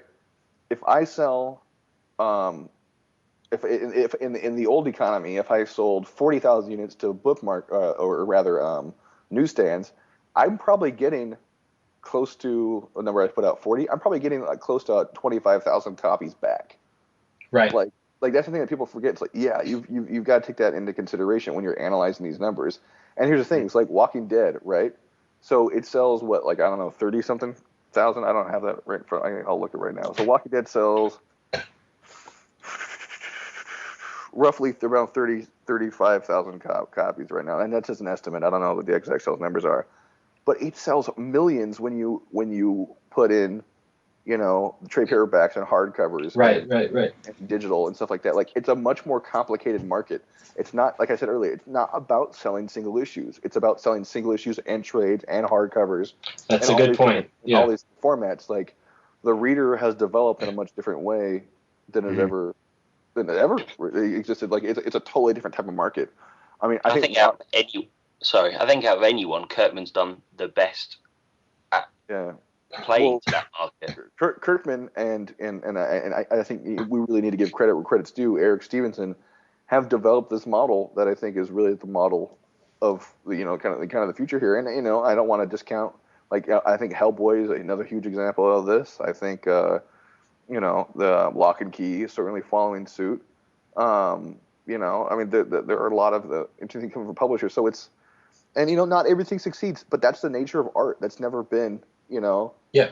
People seem to think this is a new concept, that the majority of things don't work out. Like, that's just how art is, And if you wanted, like, there's, one quote that really always stuck with me was actually a relatively recent quote from Robert Crumb. There's Harvey Pekar made these operas, or he used to, of course, before he passed, but where it has begins with a conversation between him and Crumb, and Crumb's like, look, if you want to do esoteric art that does not meet the market, then don't expect to succeed. And, like, that's brutal, and that sucks to say, but it is also true. Yeah. Like, I have this one creator-owned thing I'm not going to get into that I'm trying to figure out right now, and I look at the market, and I'm just like, I recognize that I'm not going to sell a ton of comics because it is so good. But that's the thing you have to understand. Like, if you want to do your weird thing that doesn't seem to have a market, then you may not succeed. At the same time, you could throw out, hey, Walking Dead, there was no market for zombie comics at the time. And with Chew, who thought a cannibalistic cop book would ever succeed?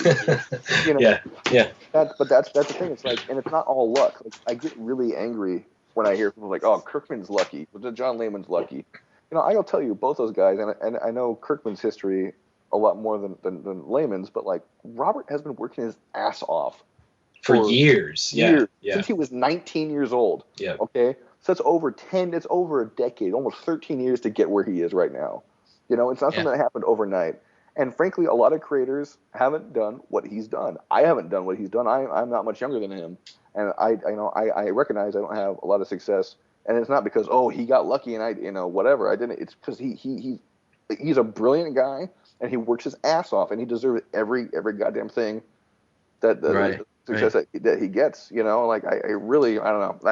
I'm sorry, I'm getting really, like, up in arms about this stuff. No, it's good stuff. The point about the market being a really different place than it was before is well taken, absolutely. And I don't want to get you off on another tangent, but sure, let's do it. But it sort of relates, because you were talking about books being returnable, and I've been seeing a lot of complaining recently about.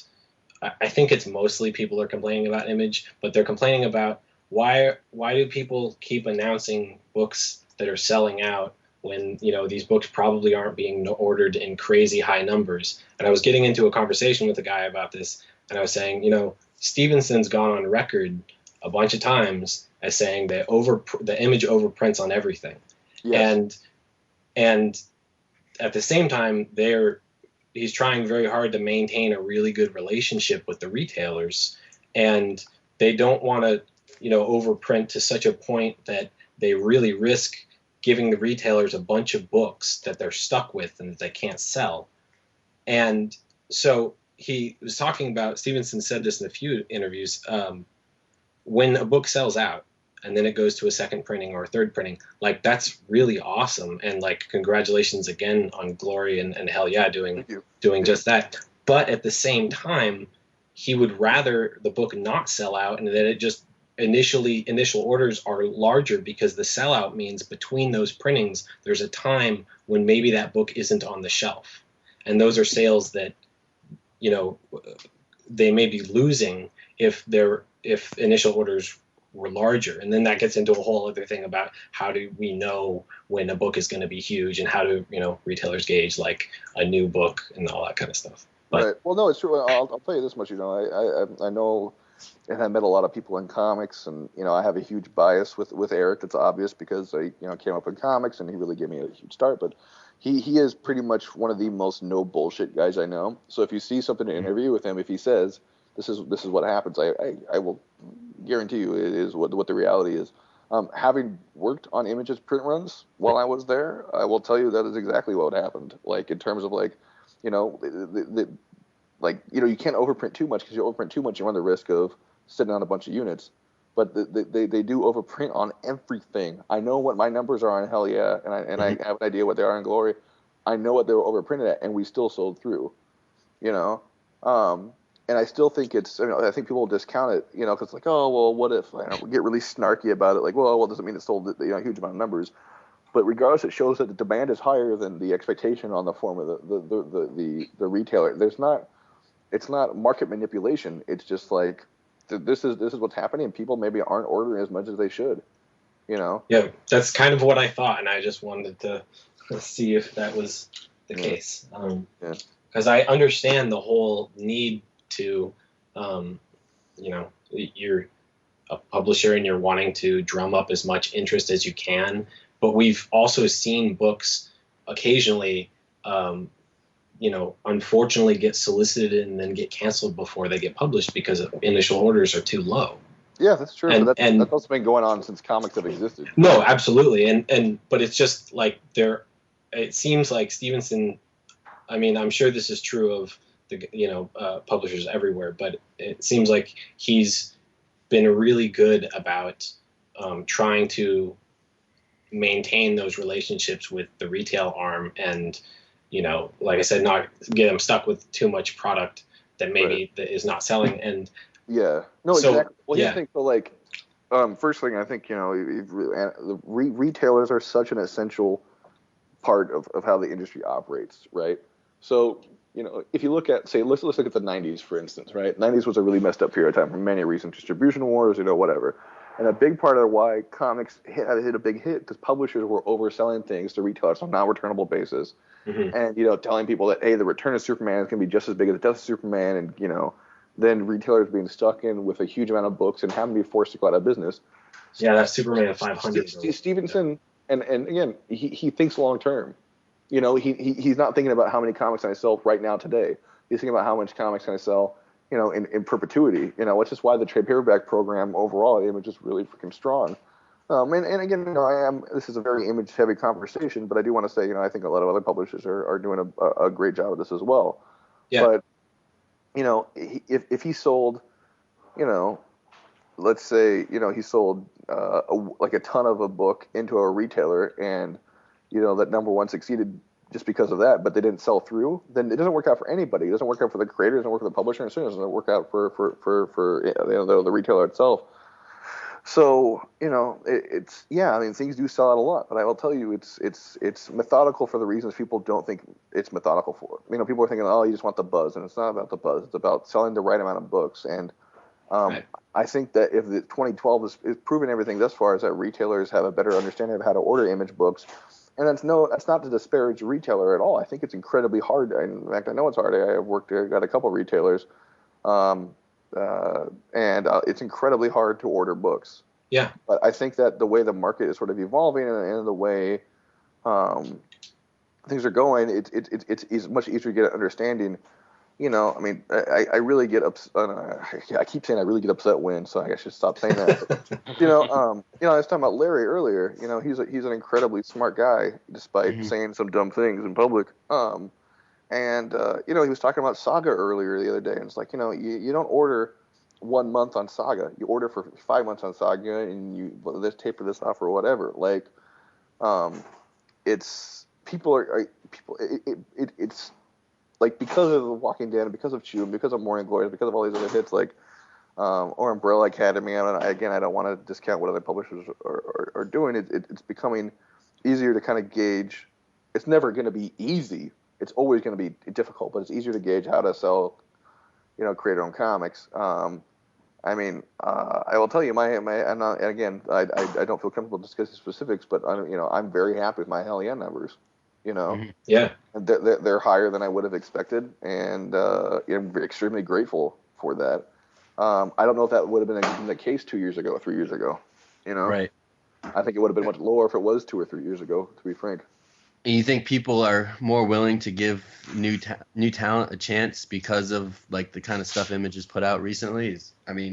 Well, look at it this way, right? Like I'm in terms of writers, I'm nobody. Like I know my place. Like I view myself as a nobody. You know, I have a couple books out and making a name for myself. But my stuff is now coming from a publisher who has the pedigree of Robert Kirkman and Brian K. Vaughan and Mark Miller and a huge list amount of names that go on and on and on and on and on. Ed Brubaker. They just announced Grant Morrison. You know what I mean? And I think that helps when you have a pedigree that strong. That helps sell other books, I think. Right. Sure. Right. So, cool. Yeah, sorry for taking the long way around, guys, but that's all very interesting stuff. And congrats again on the early success of these titles, because just between all of us, we've been saying for a while that we think you're not going to be a nobody for long. I swear I'm not just kissing your ass. Like I've been saying that basically since the first thing that I read that you wrote, and I've thought that the stuff that you did in the Next Issue Project was really good. The Stardust story was really powerful, and the Twisted Funnies thing. And then as soon as we saw that you had your own books coming out, of course we were going to check them out just because we're fellow Dragon fans and we've known you, but after reading these books, we know that you actually have something to say, and so we're in it for the long haul, and definitely best of luck. That means a huge amount, especially coming from you guys, so thank you very much. I forgot to mention this, but actually, we're talking about Popgun. I met you at, I forget what year at Baltimore Comic-Con, but it was when Popgun Volume 2 came out, and I kind of pulled you aside and was talking to you about Volume 1 and how I loved it, and you're like, oh, well, Volume 2 came out, and I was like, yeah, I didn't get it yet, and you just right there handed me a copy. You were like, here, just buy Volume 3 when it comes out, and I was like, oh, man, it's nice. Cool.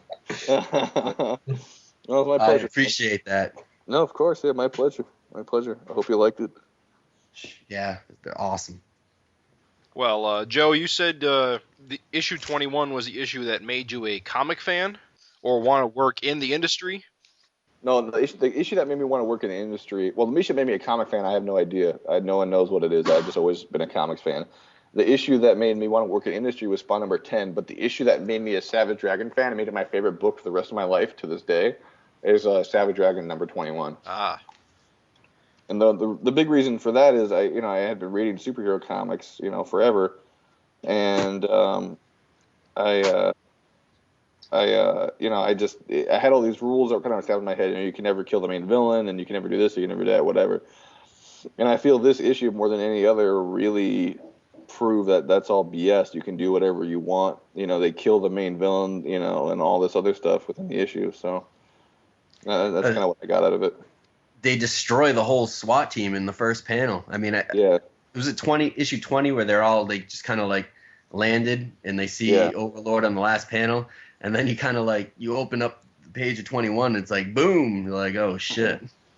Yeah, and there's that first page where the copter's thrown back, and then the 2-page spread in black and white. Yeah, it's blown away instantly. It just blinds you looking at it. Yeah. It's so visually stunning. I'm looking at the double page spread in my archives, and even in black and white, it's impressive. Yeah, well, it basically is black and white in the color book too. I have my entire run of Savage Dragon at home, but I still have the same copy of number 21 I bought back in '95.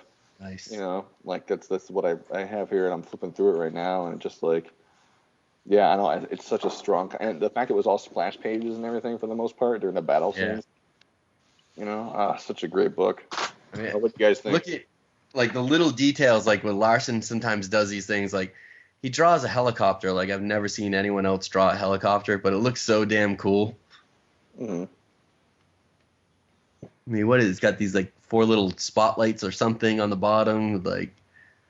It's some kind of helicopter I've never seen before, but it works. It's it's always in silhouette too. You never see it in detail. Yeah. That's a little shorthand, I think. Yeah.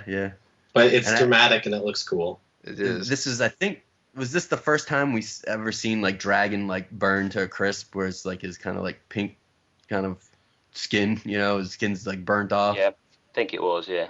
Yeah, it's just, it's just so much to take in those first few pages. You're like, damn. I think one of the great things about the actual fight is that it doesn't actually take that long. You think it's going to be a huge rematch, but Dragon's smarter than that. One single gunshot to the mouth, boom, he's dead. I love that. It's not a long, drawn-out fight because he knows that he lost the last one, so he's smart. Just kills him straight off. Perfect. There's a couple of, like, the panel where he's kind of, like, it's like he's fallen out of the helicopter, and he's, like, and he's in the background kind of shooting Overlord, and you got Chris Eliopoulos' Blam, Blam, Blam, Blam, which we were kind of talking about off air before. Right, yeah. And you got those little, like, circles, which are like the gun blasts, but those kind of juxtaposed against the Blam and the bullet casings kind of going up. It's just like this, it's these little details that are just like, wow, it's just neat. It's like something only comics can do. Yeah. Yeah, no, for sure, and that's why I love Savage Dragon, because it's a comic book. It's not like, I mean, I'm sure a Savage Dragon movie or whatever would be cool, but like, I don't think it would work nearly as well. I think it's such a strong comic, and that's a huge. I mean that as a huge compliment, because I don't think enough comics are comics. If that makes, what I'm getting at here. Yes. But yeah. No, I mean, learned so much from this issue. I mean, again, talking about keeping your surprises on the left-hand page or whatever. Mm-hmm. So good. It's like things that only comics can do, like that one splash page where Overlord kind of hits that spike that, a few issues prior, Savage Dragon impaled himself on. Right. It's like you can use that same exact panel and juxtapose those, and yeah, it's such a powerful moment for sure. Yeah. And it's funny, we're talking about like having stuff in Hell Yeah that like was like not supposed to be a big mystery, but apparently was read that way. I remember him saying later on, like, I didn't think the identity of who Overlord was supposed to be this big thing. Right. I remember just being so like, oh my God, it's Antonio Siegetti, blah blah. Which, hey Gavin, you know this. Didn't they say who it was first in like an issue of Freak Force or something like that? Yeah, it was when Bludgeon was rampaging, I think. See, I love this guy. They mentioned Antonio Siegetti. Yeah, well, he's saying about kicking people out of the city, like the cops should get out, Siegetti should get out. Right. But nothing else is like mentioned about who the hell that guy is. Not until. But that was well before this issue came out, though, wasn't it? Yeah. That's funny. Well, all the history we really get about the guy is in this 2 pages. It's like his entire history. Yeah. And it's cool because you see like Octopus as a gangster, and you see Cyberface kind of like in his regular human person. guise. Yeah. And it's all like you're getting told his life story as he's falling to his death, which is pretty amazing. Mm-hmm. I love the bit when that story starts, the silhouette of him as a boy with the knife. Mm-hmm. You're just like, I remember reading this going, oh shit. Like, the idea of him being, the mafia boss that had to, build himself this suit of armor to keep up with the freaks when the sort of freaks started taking over, it like makes sense. And it's kind of funny that Erik wasn't originally intending it to be this like big mystery. It's just like, oh, it's a mafia guy. And then exploiting that later when Overlord is returned by making it into a mystery on the like subsequent Overlords. Yeah, Right. Oh, for sure. Gotta love the panel where Overlord is like, he hits the sidewalk, and you got John Day, of course, looking down. Charlie Brown. Yeah. Good old John Day. Yeah, I mean, this issue's just got a lot of cool little nods to it and stuff. I mean, you got, I think the first time we've ever seen Dragon all bandaged up from head to toe is in this issue as well, with the Jimmy Olsen cameo. Yeah, it was funny. It's a great issue. I specifically remember when this issue came out, like I knew I'd seen the solicitation or whatever, or that, Overlord revealed, and it was given to me for my birthday by a friend, like at my birthday party, and I was like, okay, you guys go continue have the party in the other room. I have to read this. That's seriously what happened. And then, I read it and then came out and they're like, they'd been asking me, really? You're gonna like go hang out? And they came back and they were like, so was it worth it? I was like, yeah, it was good. How old were you at the time? What? How old were you at the time? Like, which birthday was this? Oh man, let's see. When did this come out? 1995. Yeah, 95. So I would have been 12 or 13. Yeah. Okay, so we're like the same age. Yeah. No, Yeah. That's really funny. I would have done the same thing under the circumstances. And I'm an old man. I was 18, I think.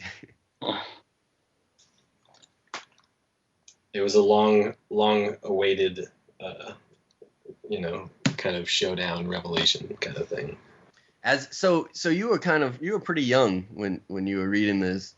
Did you ever feel the need to kind of like hide them because of like the gratuitous sex and like raptures? God, yes, for sure, man. There was like a shower scene and stuff like that. Like, like, I mean, there's an issue where he's doing Alex in the butt, like, it's like what? But it's kind of like not so much the sex scenes, but the fact that it was sort of like a lot dirtier, a lot more violent, and so on than the comics I'd read on Marvel or DC or even other books at Image. Was what really attracted me to it. It was just like, wow, this is like a next level superhero thing. Yeah. So, for sure. I think a lot of people that pick it up now don't get that point, don't realize what what comics were kind of like, mainstream comics were like back then. Well, it's funny because like with Hell Yeah, people are like, oh, you're so inspired by Kick-Ass, and I do like Kick-Ass, but no, man, Savage Dragon is number one in terms of inspiration for me, for sure, and how I approach Hell Yeah and all that kind of stuff. So I've been getting a lot of comparisons to Mark Millar's work, and I love Mark Millar's work. I think he's really good, but Savage Dragon is really what informs me so much as a creator. So it's funny because I still hide the issues from my wife that have Alex getting it in the butt. It's funny. I'm like, I don't want to see this, and then she'll start making fun of me or something. So yeah, that's 21 in a nutshell, pretty much. Yeah, great issue. Damn good issue. I could talk about it all day. So I appreciate the forum here and actually talk about it with other people. So yeah, definitely, it's been really good to talk your ear off and have you been to ours and get some insight into your experience. Especially just launching 2 new books. It's really interesting to hear you talk about that. And just have you? I don't know if you've already covered this, but have you got any amusing stories of just hanging out with Erik? Yeah, we kind of went the Jughead of Shakes thing. Yeah, we went into that a little bit earlier, and a few other things. But I don't know. I mean, Erik's one of my closest friends, and one of my biggest supporters. And I owe a huge. I mean, my first credit was on Savage Dragon, and a huge amount of my career to him. I mean, even before I knew him, like I said, it inspired me so much. Funny incidents that we haven't covered already. I'm trying. It's odd to like think about like little moments in a timeline. I've known somebody since like '98. You know what I mean? Like it's been a long time. But no, he's a very genuine and real guy, and he loves comics and loves Savage Dragon more than anything else. And like you see on his Twitter feed, like that's him. Like that's who he is. He doesn't hide who he is and how he talks or whatever. And I really admire him for being, I think a lot of people, and I even find myself doing this a little bit, find ourselves, putting on not a persona necessarily, but who you are with your friends and who you are with your family and who you are with the internet or whatever, and publicity. Kind of a little bit different with Erik. It's just like the same guy through and through. Yeah. Which I really, really, really admire. But yeah, I don't know. I don't know. Listen to the podcast before you got on here. I guess I don't know. Cool. A little bit into that, but no, Erik's a really great guy.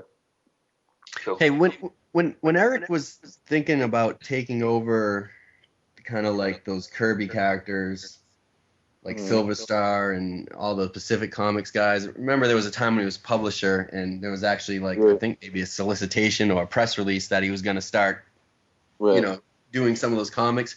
Were you there at that period, and do you remember him drawing anything or starting it? I honestly don't remember if he drew anything.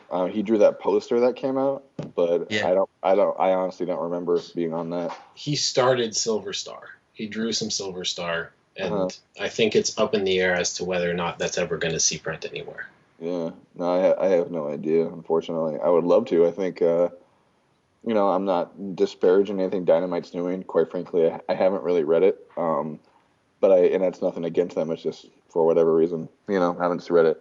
I think if there's anyone to, if I was a publisher or if I was in charge of the Kirby estate, it's probably a better point of view, and I had to license my characters to somebody, Erik Larsen would be on top of my list. The guy owns entire issues of Commandy. Yeah, I guess that's a good Erik Larsen story. So the first time I ever went to his house, when I was collar flatting, I was so nervous because I had met him briefly in '98 in a couple of years, but the first time I ever went over to his house in Oakland was with Mark Englert because he was visiting me and he was dropping off some Mighty Man pages. And we go into Eric's studio and it's a mess. There's piles of stuff everywhere. And I'm just standing there just nervous, not wanting to screw anything up or push anything. And I remember I turned my head and there was a big stack of huge stack of pages. And I was like, oh, what's all this? He'd go, oh, that's Savage Dragon. And I was like, what? He just had every single page of original art in this big pile just sitting there. And I was like, really? You just have this out here? And he's like, yeah, whatever. If those are your pages, then what's in these folders? And you go, oh yeah, open those up. And it was entire issues of Commandy and Jack Kirby pages. And gotta take care of those. Yeah, I was just you just have these sitting in a folder, just what is wrong with you, So yeah, and actually it was funny. It was also he was like, so what's your deal? And I was like, I really want to write comics, but I don't know what to do. And again, and showing how genuine Erik is, he just looks at me. He's like, I don't know what to tell you, son. I just don't know what to say. So, he's not going to feed you bullshit. He's you got to just do it, But, Erik's a great guy. Yeah. Do you own any original Erik art? I do. The only Savage Dragon page I have is there was a version of a page, and no, Gavin, I'm not going to sell it. It's that he was penciling, and it was an early page, and he was it's going to get rid of it, and I was like, I'll take that, if you don't want it, and he's like, all right, but you got to ink it, and I was like, all right, I got this page, and I've had it for a couple of years now, and I'm so freaked out to ink it, but that was the deal. Where no, I have to at some point because that was the deal. Well, make a photocopy for us first. Yeah, exactly. But if you've seen or scan it, they're very loose. But I have a couple Flash Mercury sketches because Flash Mercury's my favorite Dragon character. I've got a head sketch he did for me when I first met him, and I've got a double page spread he drew for me of Flash fighting a robot. Nice. And little Mr. Glum in the background. Nice. For my birthday he gave me and that's not a Dragon page, but it's actually one of my favorite pieces he's ever done. For my birthday a few years ago, he gave me I don't know if you guys read, I think it was Popgun 2, where it had that gorilla mare and the bacon mummy dancing. Yeah. I own that. Nice. So, wow. So yeah, I've got some stuff, despite the fact that he's become a close friend, he's still one of my favorite creators. So, I really, I got some Larsen stuff for sure. So, well, if you ever have a glory issue where it's a knockout drag out brawl with Supreme or something, you have to have Erik do a variant cover for you. Yeah, I don't know if I've ever outright even said this. I want to work with him at some point for sure. Mm-hmm. Having those 2 pages of that Savage Dragon backup I did drawn by him. Yeah. I get teary-eyed even just thinking about that now because it's just Savage Dragon is such a big reason why I create comics and how I create comics. And to have written Savage Dragon that he drew, And I was thinking about that. I was like, dude, is this the first Savage Dragon that someone other than you, that you drew? And now I'm not counting Injury United because that was a jam thing. But I'm in Savage Dragon, have you ever drawn anything that anyone else has ever written? And Gavin, correct me if I'm wrong, and I'm sorry I keep referring to Gavin, but I just think of Gavin as it's funny. I'll tell you this, Gavin, too, if anytime Eric and I have ever like, I don't know what was the thing, we're always like, I bet Gavin would know. Yeah. You know? Yeah. Oh, yeah, it's definitely the first time that I know of. Yeah. But yeah, so like, it's pretty huge for me. But yeah, no, definitely like Supreme is I wouldn't say a regular character in Glory, but she's certainly really important to Glory. So Do you work with, or do you talk with Eric about what you're doing with Glory and discuss what he's doing with Supreme, just because you're in the same kind of universe there, or? sure, but we're not making ourselves beholden to like, oh, well, you're doing this Supreme, so I can't do this over here. Right. Issue 25 has a pretty crazy moment with Supreme. But like he knows about it, but he's not like, oh well, I got to make sure to work that in now, Right. I do want to do a straight out crossover at some point. I think that would be cool. There's no plans for it at all. Right. Like just me, like this is like a thing I'd like to do. I haven't like run it by Eric or Rob or anybody yet, but I'd love to do that at some point for sure. Yeah, So how does that 100%. How does that work with Rob Liefeld? Do you like every issue kind of you give him like a draft or something like that and he approves it, or is he kind of like hands off, or? Yeah, he's very involved. I mean, he approved my pitches, and he's on the same server as all the art and scripts go through, so he sees everything. I'll say this, it's funny that San Diego I was talking about, that 2004. I met Rob there too, and he was so cool. He was just like, I was just a color flyer at the time. He's like, yo man, you ever need anything? Here's my phone number. Blah blah blah. A really freaking cool guy, and that remains to this day. Like, these negative.